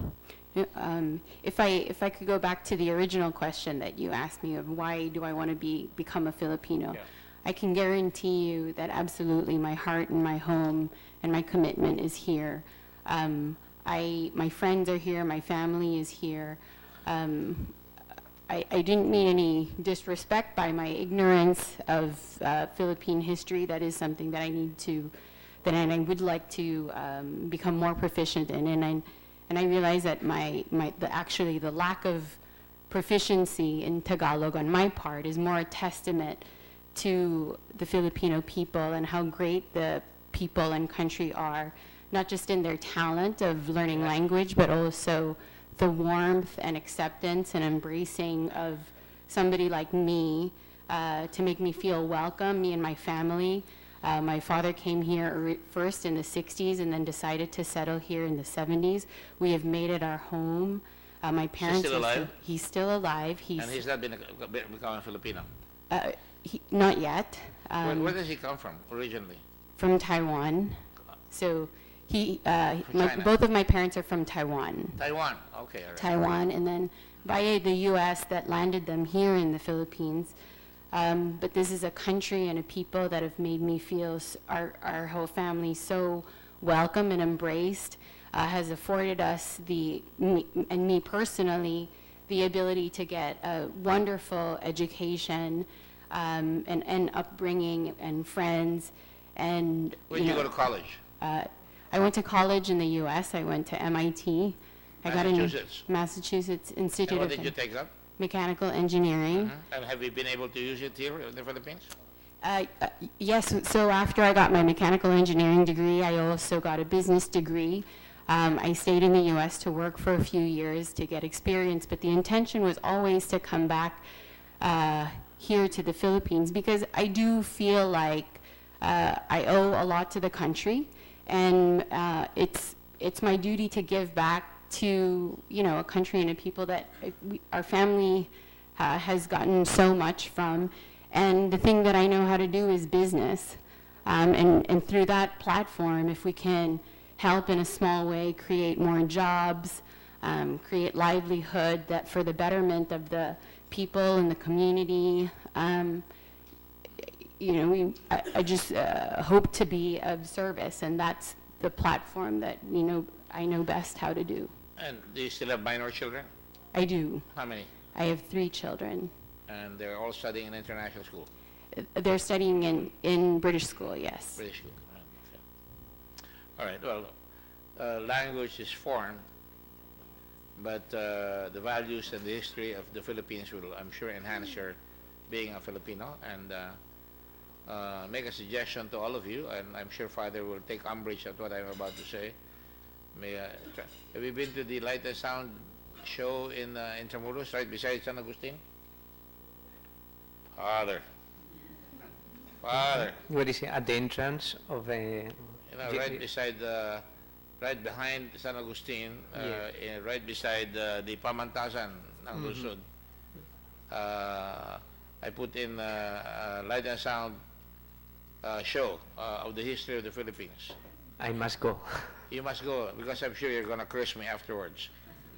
Because I put in a perspective of the friars, but I also put in the good friars. One of the things that I'm sure that you is, and I think this is relevant, and I'm just adding this to spice up the conversation, is that in the past it has been said that the Catholicism in this country was made use of to try and subjugate our country. I don't believe in that altogether, but I do know that La Naval de Manila was won also by the Filipinos who fought with the Spanish troops. There were more Filipinos who fought in La Naval de Manila. The ships of Spain, the galleon trade, they were made in Albay and in Isang de Point. And, it came to a point where, when you won La Naval de Manila, you had a big procession, and I was part of that when I was studying with the Dominicans until I got to the Jesuits. And we would say that. And I never took cognizance of that like Mayleen here. And I realized that when we were doing that the friars were saying, well, man proposes, God disposes. So it's always God, not us. That is what I think President Duterte is complaining about. That we have our destiny and we can make our destiny, and we don't have to have so much of the Catholic superstition, and you and I know that has been used as well. And I think that it's important that we learn our religion in the proper manner. And I don't want to be ordained here as an Augustinian because I went to all the schools until I went to UP where I became an atheist. Supposedly, I'm not an atheist. I'm just kidding. Because I went to all the Catholic schools, and the Augustinian sisters, the Dominicans, the Capuchins, the Jesuits, and then I went to UP. But I'm still a Catholic one. Okay, on that note, I would like to request all the applicants to just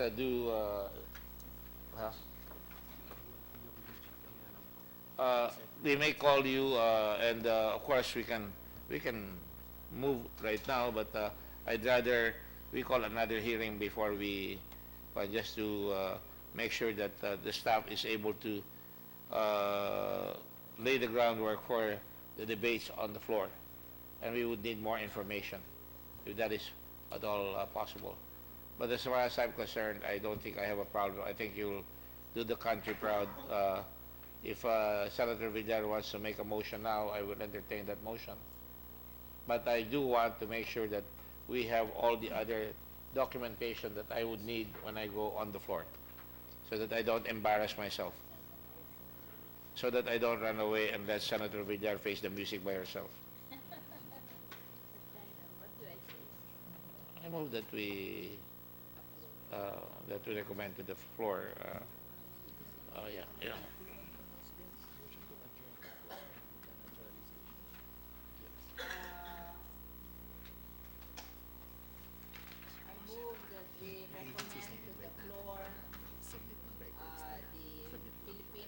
Sila.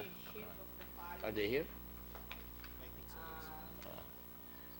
Excuse me, Senator Villar. Pardon me, my mistake. I've been so busy, I did not do my homework very well today.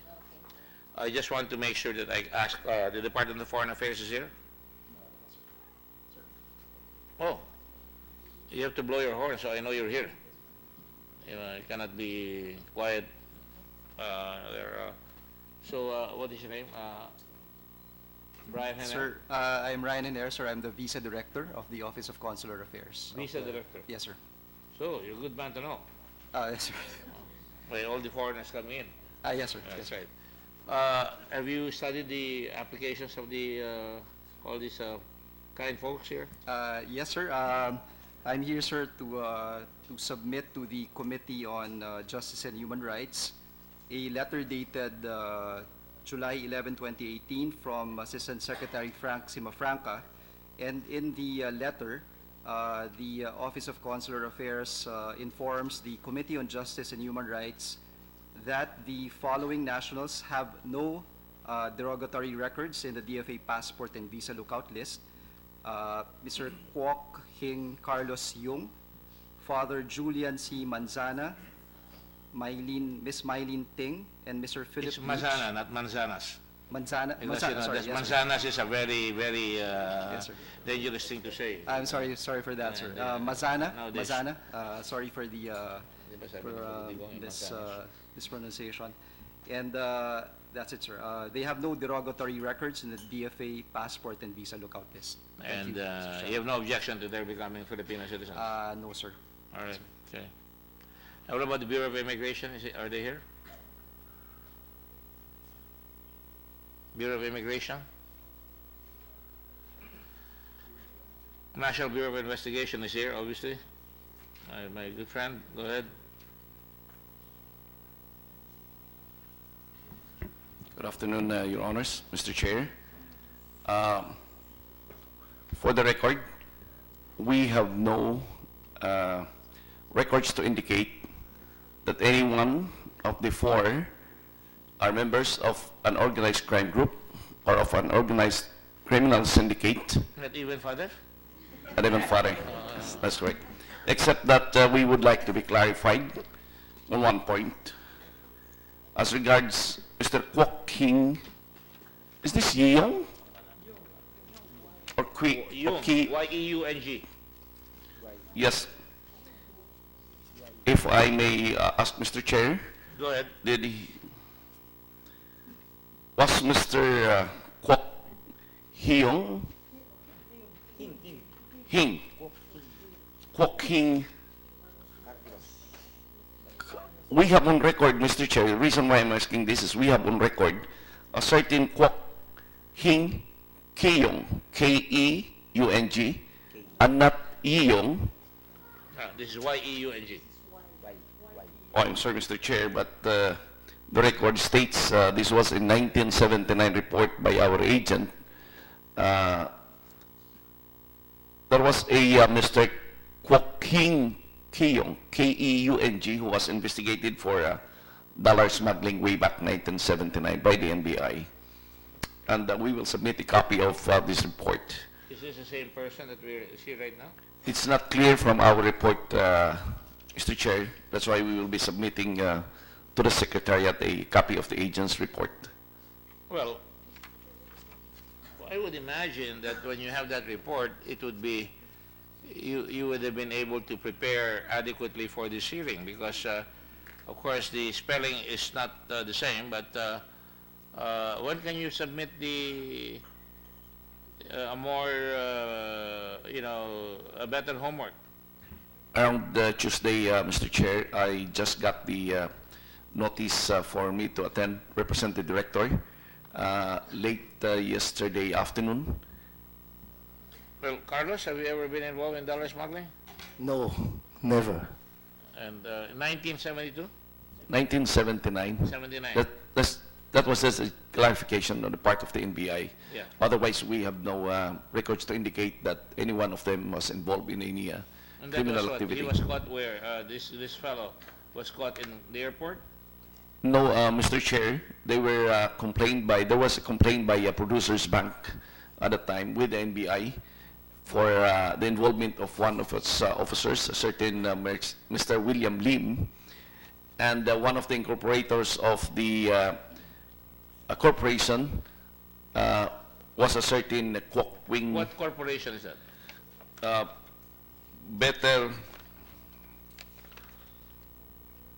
Better Steel Manufacturing Corporation with address at Santa Cruz, Manila. Have you ever had a corporation like that? No, never. Well, I will put you under oath right now. And before you answer, I want to make sure that you understand that when I put you under oath, anything you say or do can be used against you in a court of law. Yes, Your Honor. Okay?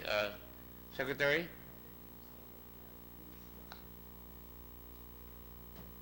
Please stand up and raise your right hand. Please say I do after my question. Do you swear to tell No, don't tell him I do. I'm sorry. He may not agree with you. Administer the oath first. Do you swear to tell the truth, the whole truth, and nothing but the truth? I do. Thank you. All right. Okay, so just submit the record after that.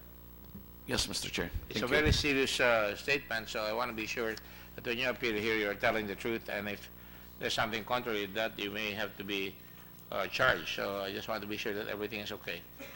But right now, I think it might be a case of mistaking another personality. But anyway, I don't want to prejudge. Just doing our due diligence. Yes, Congressman. May I just Congresswoman. state for the record that the person referred to by Mr. Ferdinand Lavin from NBI has a different spelling insofar as the Yeung is concerned. That is what I stated already. It's, This one is Yeung. And this, we are talking of Kyung, and all of the business enterprises of Mr. Carlos Yeung are located in Cebu, since he has made his residence in Cebu for the past 40 years. In any case, it's always good to do our utmost to find out, go to the bottom of this, and we have a very, that's why we have any agencies like the NBI to do their work, and submit it to us by Tuesday. Yes, Mr. Chair. Yes, all I right, will do. okay. And then, anybody else, anything else among the four? Let the record state that Ferdinand Lavin of the NBI made his testimony, as well as Ryan Francis Sener. And let the record state that the Bureau of Immigration is not here. And I have a bill, I'm supposed to author a bill, sponsor a bill on immigration, and that speaks volumes if they're not here. Civil register? Anybody from among the civil registers here? Did you call them? ComSec? Our ComSec, for the record, is his father died, so we have a temp here right now. Temporary. Nag-imbita ba kayo? Huh? They did not invite. Anyway, I want you to find out from the civil register and get, you can get it from the NSO also. And the NICA, is she here? Are they here? NICA? Same instructions, all right? Find out from them. If any of the folks we have here have any derogatory record. I know, that's why I'm asking you to call them, all right? So we save time. So Tuesday, give them until Tuesday to make sure they're here. Yes? What? No. Yeah, is the Office of the Solicitor General here? Oh, yes. Seneca. Good afternoon, Your Good Honor. afternoon, Senator. Yes, sir, we have no opposition as to the four petitioners, since we acknowledge that granting of citizenship by legislation is a plenary power of the legislature. Congress, yeah, that's right. We're aware of that. Thank you for directing us. Thank you, Senator. So, just on that little hiccup, just to be sure that we do our due diligence, we will wait until Tuesday. In the meantime, I can entertain a motion subject to those conditions so that we can present this to the floor. Okay.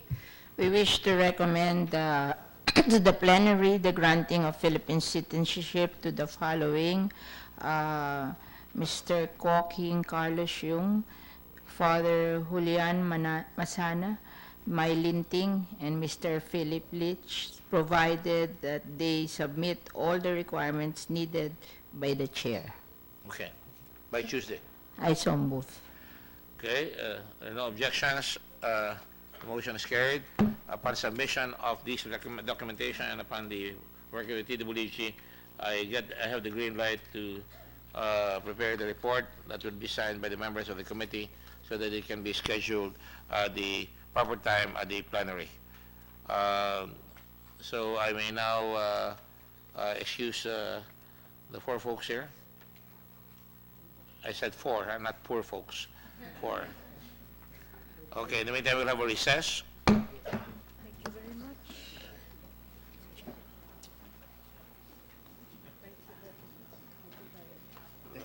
Okay. Good, good, good.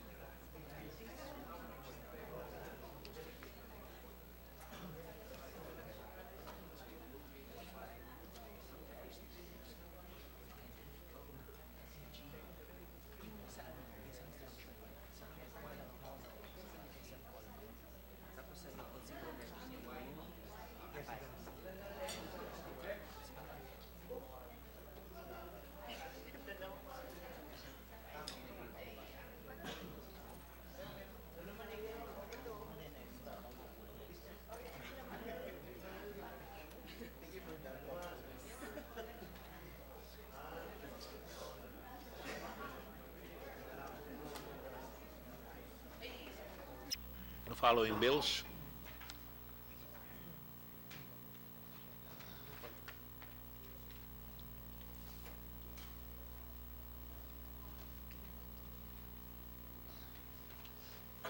Ayan.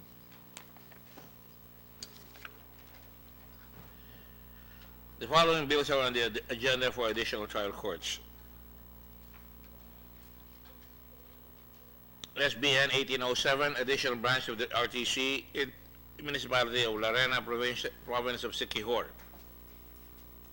6 to create one additional branch of the RTC in the 7th Judicial Region to be stationed at the municipality of Larena, province of Siquijor.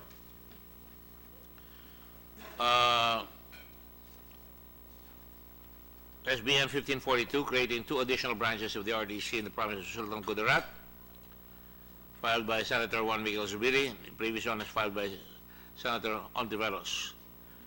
And this creates 2 additional branches of the RTC in the province of Sultan Kudarat, one each to be stationed in the municipality of Isulan and Takurong City.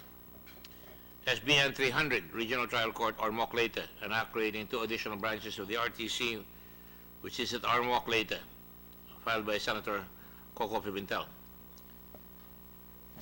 May I ask the committee secretary to read? Do you have a copy? Okay, read it, because it's kind of long. And I will ask the Office of the Court Administrator to comment on these bills, as well as the Department of Budget. Are they here? And the Department of Justice, because you will have companion fiscals or prosecuting officials. The process will be we determine whether there are need for additional courts and judges, and give this to the Committee on Finance. So based on consultation with the budget as well as with the Office of the Court Administrator and the Department of Justice. Proceed, please. Number 4, SBN 299, an act creating 2 additional branches of the Metropolitan Trial Court with seats at Malabon City, Metro Manila. SBN 298, an act creating an additional branch of the Regional Trial Court with a seat at Iba, Zambales. And SBN 297, an act creating 3 additional branches of the Regional Trial Court with seats at Calamba, Laguna. House Bill number 7405, an act creating 2 additional branches of the Municipal Trial Court in cities for Binyan City.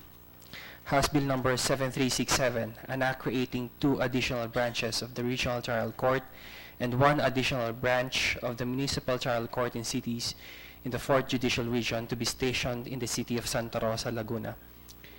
House Bill number 7366, an act creating 4 additional branches of the Regional Trial Court in the National Capital Judicial Region to be stationed in the city of Caloocan.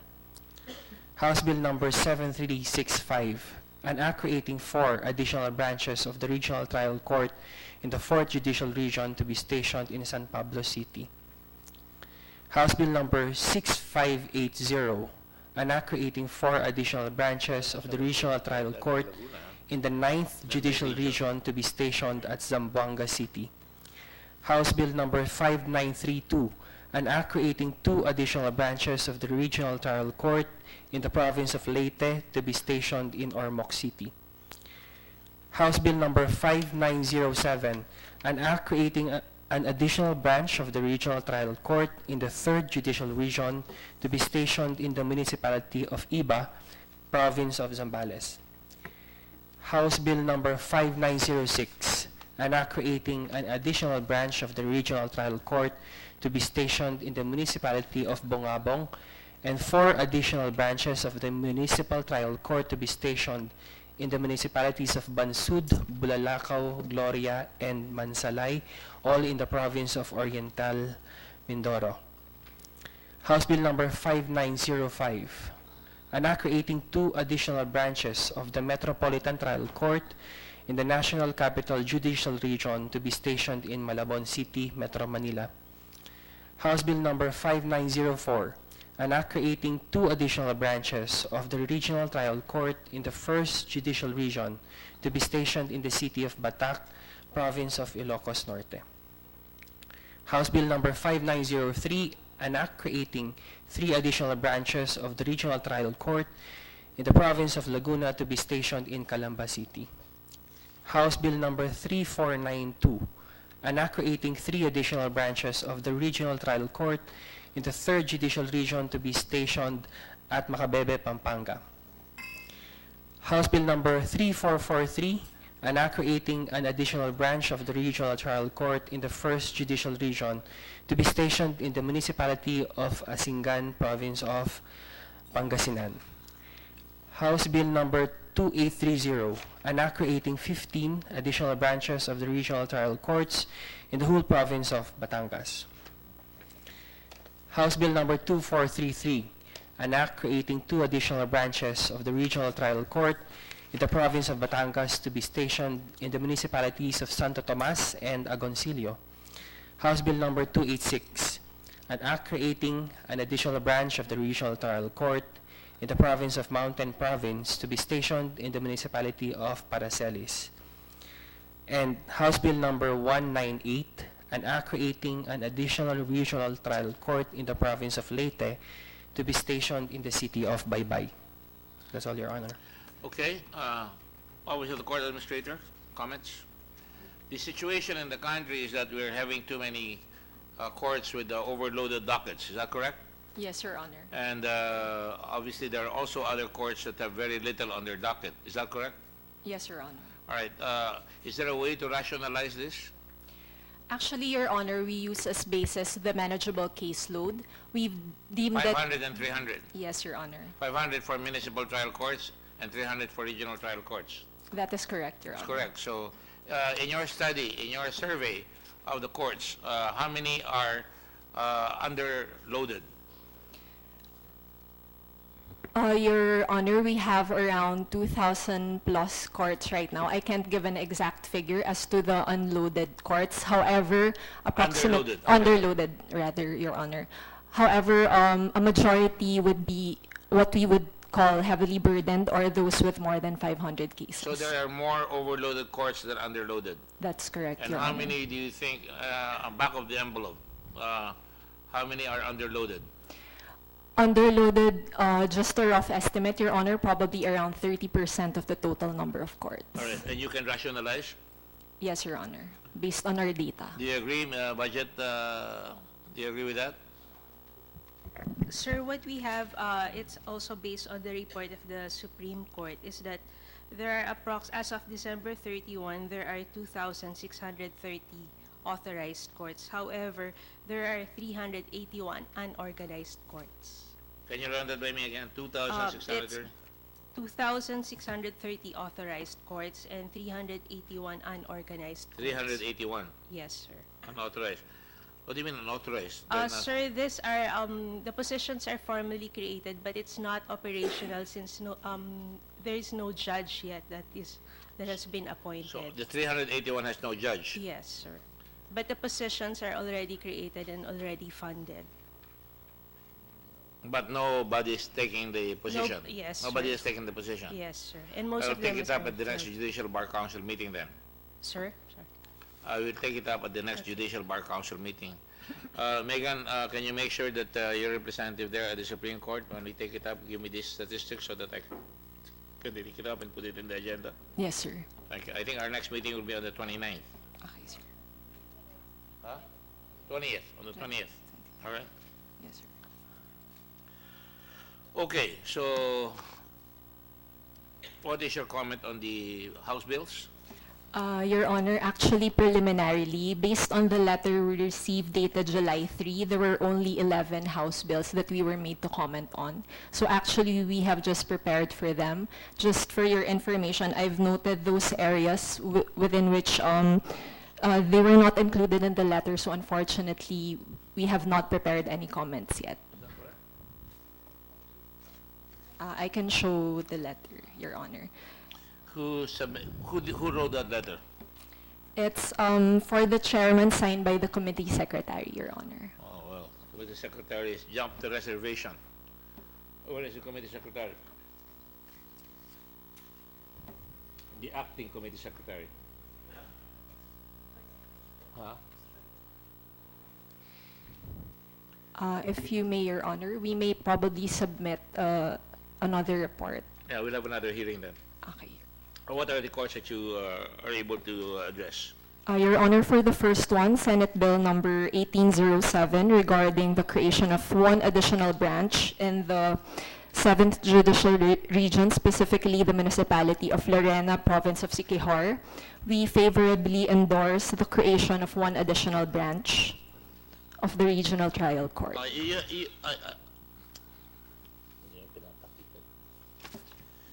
All right, I think I have that. Now, so SB number 1807, you support the creation of one additional branch Yes, Your Honor. at Lorena. Yes, Your Siquijor. Honor. Why? Your Honor, based on our data, there's only one court in Lorena, Siquijor, and the total caseload is 538 as of December 2017. And this is RTC, no? Yes, Your Honor. Not an MTC. Yes, Your Honor. Because I was looking at this recommendation, it says it's becoming a tourist destination. That is also noted, Your Honor. Okay. The next one, Your Honor, is on Senate Bill number 1542 regarding the creation of two additional branches of the Regional Trial Court in the province of Sultan Kudarat. So you support that? Yes, Your Honor. However, we are also recommending the addition not just of one court but of 5 courts in Isolan and 4 courts instead of the proposed one court in Tacurong City.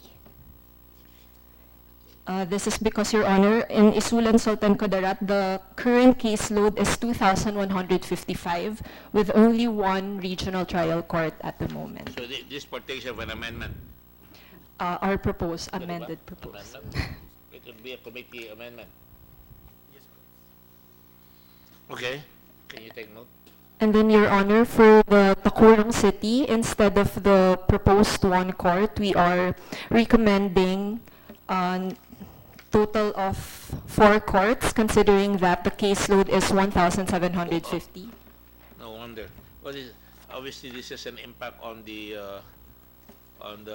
state of justice in our country, right? Mabagal. Yes, po. And is the ideal caseload, will that work? You think so? Yes, Your Honor. Do you have any empirical data to support that? Actually, sir, the reason behind the 300 and 500 threshold was done by a study conducted by the Asia Foundation years ago. So it's been used currently. It's being used currently. Is there a regular study being made by the Office of the Court Administrator so that we don't have to rely on a one golpe study by the Asia Foundation, which is of questionable validity to me? Sir, it's one of our development partners. We have data from our court management office. I know they help you, but para naman tayo masyadong dependent. We have our own statistical data, Your Honor. It's being conducted by the Statistics Office of the Court Management Office. So we look at the trending of the cases, although as of now, we still stick with the 300 and 500 thresholds. Please proceed. I have an appointment with Okay, two Your people Honor. seeking their destiny. For Senate Bill number 297, Act creating 3 additional branches of the Regional Trial Court with seats at Calamba and Laguna, we likewise favorably endorse the bill. And you also favor the creation of 3 existing? 3 Yes. additional branches? Yes, Your Honor. So magiging 5 plus 3? No, sir. Just there are 3 existing now, and then there are 3 newly created courts. So plus 3 again, Your Honor, that would be 11 overall. Wow. Most of these additionals are in Region 4. Yes, Your Honor. So maraming kriminal sa inyo sa Region 4. Go ahead. For House Bill number 7405, an act creating 2 additional branches of the Municipal Trial Court in cities for Binyan City, we also recommend the 2 additional MTCCs in Binyan City. Obviously, this is based on the caseload, no? Yes, Your Honor. So hindi based on the representative that wants to have more judges in his area. Yes, Your So Honor. talagang Caseload po, caseload. primarily. Ano itong 3175 dito sa Laguna? or 1248. Caseload yun, no? Yes, Your Honor, as of February 2018. Caseload of 3,175 for the 5 existing. Sorry, for I'm looking at number... Calamba, sir. Oh, Yes, Calamba, sir. oh. Go ahead. For House Bill number 7367, our office likewise favorably endorses the creation of 2 additional branches of the Regional Trial Court. Excuse me, Attorney. You have 2 additional branches of the MTCC also? You recommend that? For House Bill number 70... The previous one, yeah. Yes, Your Honor. 7405. 7405. So you recommend that also, okay. Yes, Your Honor. For House Bill number 7367, we also recommend the creation of 2 additional branches of the Regional Trial Court and 1 additional branch of the Municipal Trial Court in cities in Santa Rosa, Laguna. Okay. For House Bill number 7366, our office likewise endorses the creation of 4 additional branches of the Regional Trial Court in Caloocan City. For House Bill number 7365, we likewise endorse the creation of 4 additional branches of the Regional Trial Court to be stationed in San Pablo City.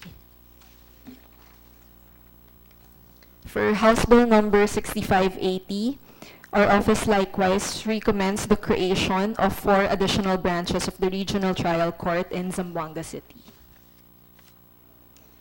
For House Bill number 2830, which proposes the creation of 15 additional branches in the whole province of Batangas, we would like to amend the recommendation, if it's possible, to a total of 31 courts instead. Saan yan? Saan? Batangas, Your Honor. Eh, wala naman ang kaso dyan. Binabaril lahat yung mga tao yan.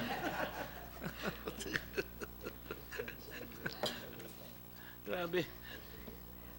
Your Honor, if I may, we are proposing that for Tanawan City, Batangas, there should be an additional 10 branches. 10 branches. Yes, Your Honor, part of the total 31. And then for Ilan ang branch ilan ang sa Tanawan? 31? Currently, there are only 2 existing courts in Tanawan, Your Honor. So we're proposing the additional 10 courts. 10 courts. And then for Lipa City, Your Honor, there are 3 existing branches, and we are proposing the creation of additional 4 branches, considering the caseload of more than 2,000. Lipa. May pera ba kayo? May pera kayo dyan. Sige. And then, Your Honor, for Rosario, Batangas, considering that there is only 1 court, 1 regional trial court in Rosario, Batangas, with a caseload of more than 2,000, we are proposing additional 7 branches.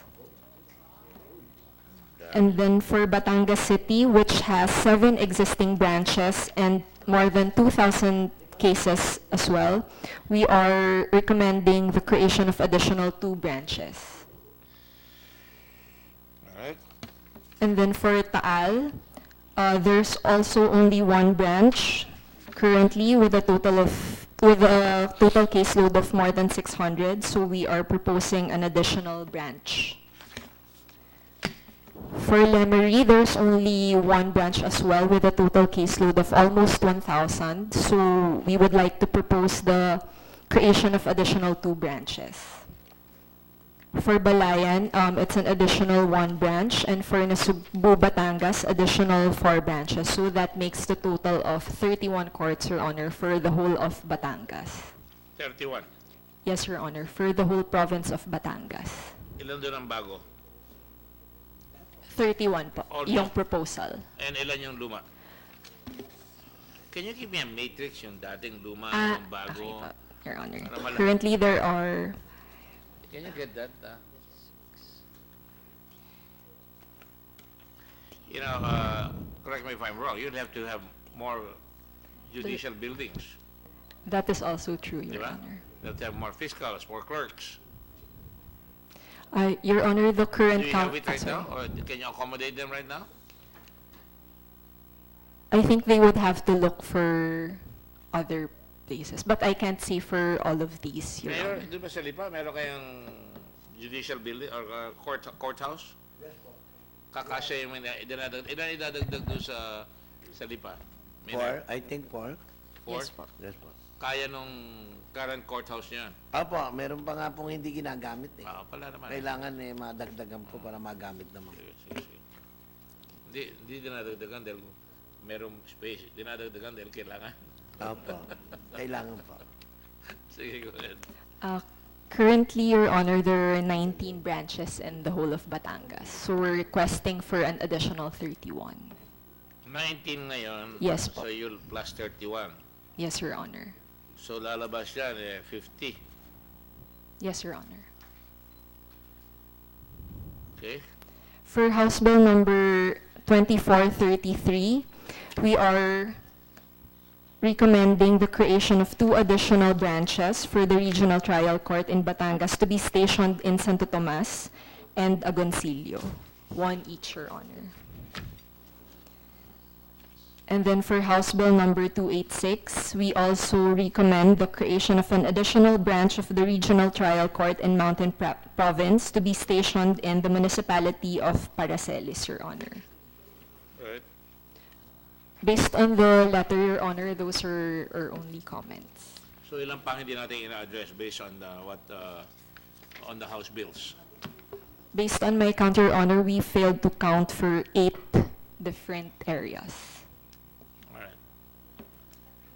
Now, we're running in order to stay in place. Is that a good description of what's happening? It's not an advisable one, sir. I know, but I'm But just it's the asking, we're reality. running in order to stay in Yes. place. Dapat lamang tayo, di ba? Yes. So you have to add more courtrooms and more staff. All right? I'm amenable to that. Now, let me ask now the budget. Like, sir, we believe it is the Supreme Court which is in a better position to determine the necessity. Because they have their budget. Yes, but in terms of funding, like the creation of a single sala court would cost 10.478 million annually. That's just for personal services and MOE.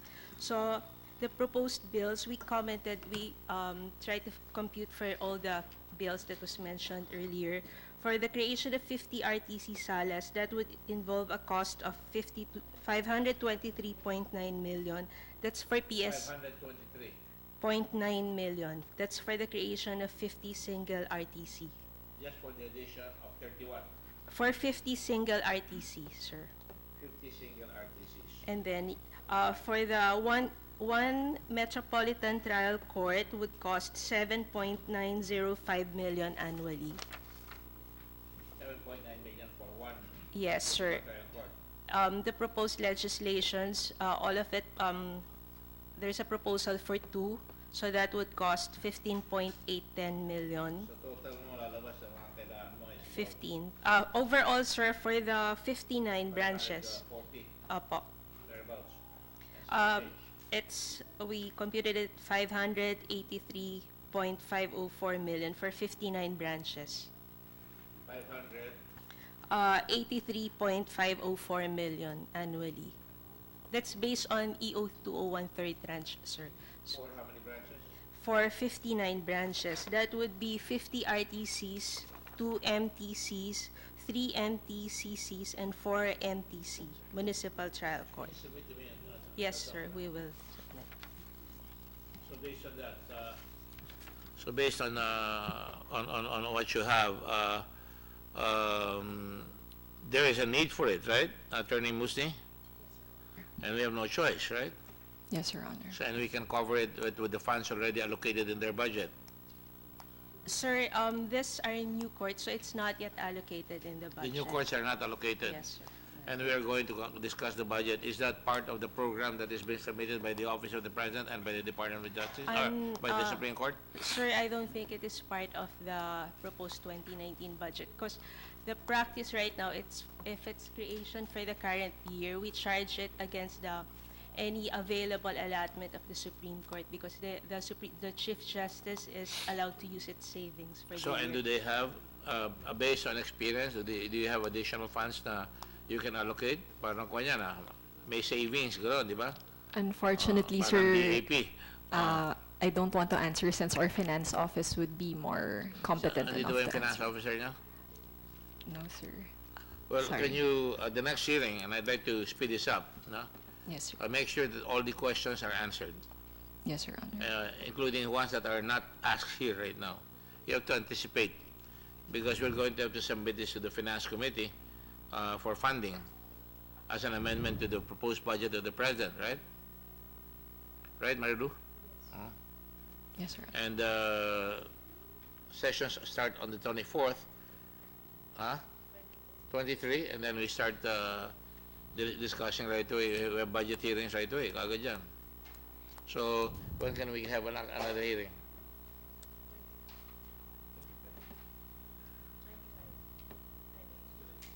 July 25th. What is that? Tuesday? Or Wednesday? Is that okay with you? Huh? At 10 o'clock, sama na natin lahat, pati yung mga hindi na-submit. Alright?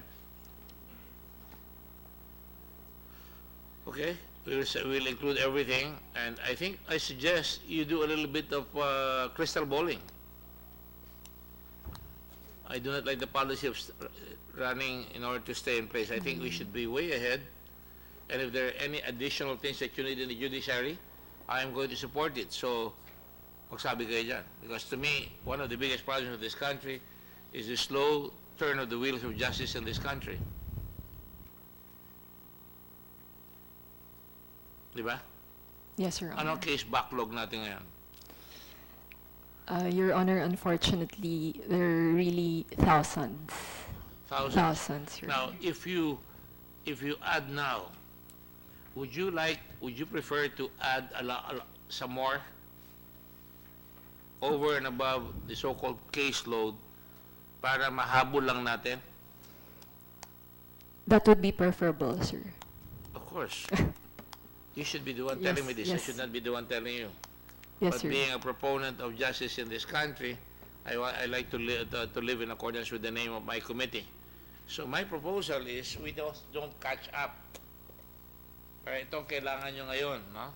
Kung ang target nyo is 300 per court, you give me estimates on 200 per court. I don't mind spending money on that. Pag nahabol na natin yung caseload, then you can freeze and extinguish courts later on, rather than create courts na humahabol ka.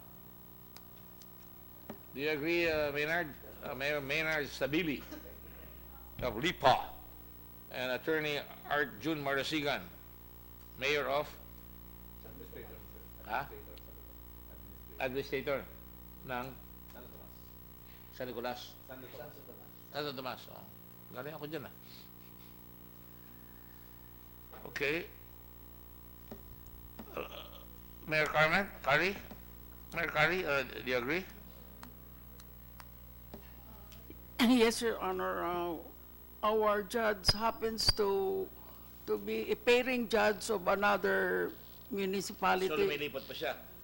Yes, sir, pairing of Abuyog, municipality of Abuyog. He is handling 2 courts, and our covering the... But that's why you're covering it now with this proposal, right? With this approval of this, mako-cover na yun, hindi na dilipat yung judge na yun. Yes, sir. Magkakaroon na kayo ng court doon sa inyo. Meron na kami isa lang, sir. Dadagdagan nga di ba? Ilan dadagdag nyo doon sa baybay? We are asking for one. It's not included in our current Is report. that included in the proposed na hindi nyo sinabit sa kanila? Ha? Ito na yung complete list. Nasabit na sa inyo kanila? Nasabit na rin sa inyo ito. Unfortunately, Your Honor, we only received the letter dated July 3, 2018. Yung 8. We're lacking 8 from those So mentioned consider it, earlier. hand it over to her, and you already have it, right? So my suggestion is, and I'm being brash here, I'm being brash. I want to keep up with the caseload at 500 and 300. Pero para makahabol tayo, ang pinopropose ko, radical. Kung saan natin isasagad, para masiyahan ng tao na bibilis, 200 na lang ang caseload. Or even 150. And then, pag nahabol nyo na yan, then saka tayo mag-extinguish ng courts. Lalagay ko sa batas yun. Pag nakahabol na yan, i-abolish mo na yung iba. In other words, this should be parang in the nature of temporary courts just to lower the caseload para everybody. Now, when that happens, magkakaroon naman ng caseload doon sa Korte Suprema at sa Court of Appeals at bibilis yan. Yes, sir. Di ba? Yes, po. So that's a good problem to have. At least sa tapos sa baba. Would you recommend that, Megan, or is there any recommendation going on in your office? Actually, Sir, Court Ad Midas Marquez fully supports the creation of more courts since... You have a fighter for a chairman of the Committee on Justice. I'm not Thank you, afraid. Your Honor. I want to be able to come in and provide more courts to our people para yung sinasabing slowness of justice will be done. Is that the right solution, or are there other solutions somewhere in your bag of tricks? Your Honor, the way we see it, it's our best option in the meantime. And are there any other options that I don't know about that you know? Your Honor, we have a number of judicial reform initiatives, although they are on a project-based. They're project-based. Can you submit that to me so that at the next hearing on Tuesday of that on Wednesday, July the 25th, we can talk about it? Yes, Your Honor. In other words, ang objective natin dito is to go, hindi tayo naghahabol. We're not catching after, running after our own shadow. We want to be ahead.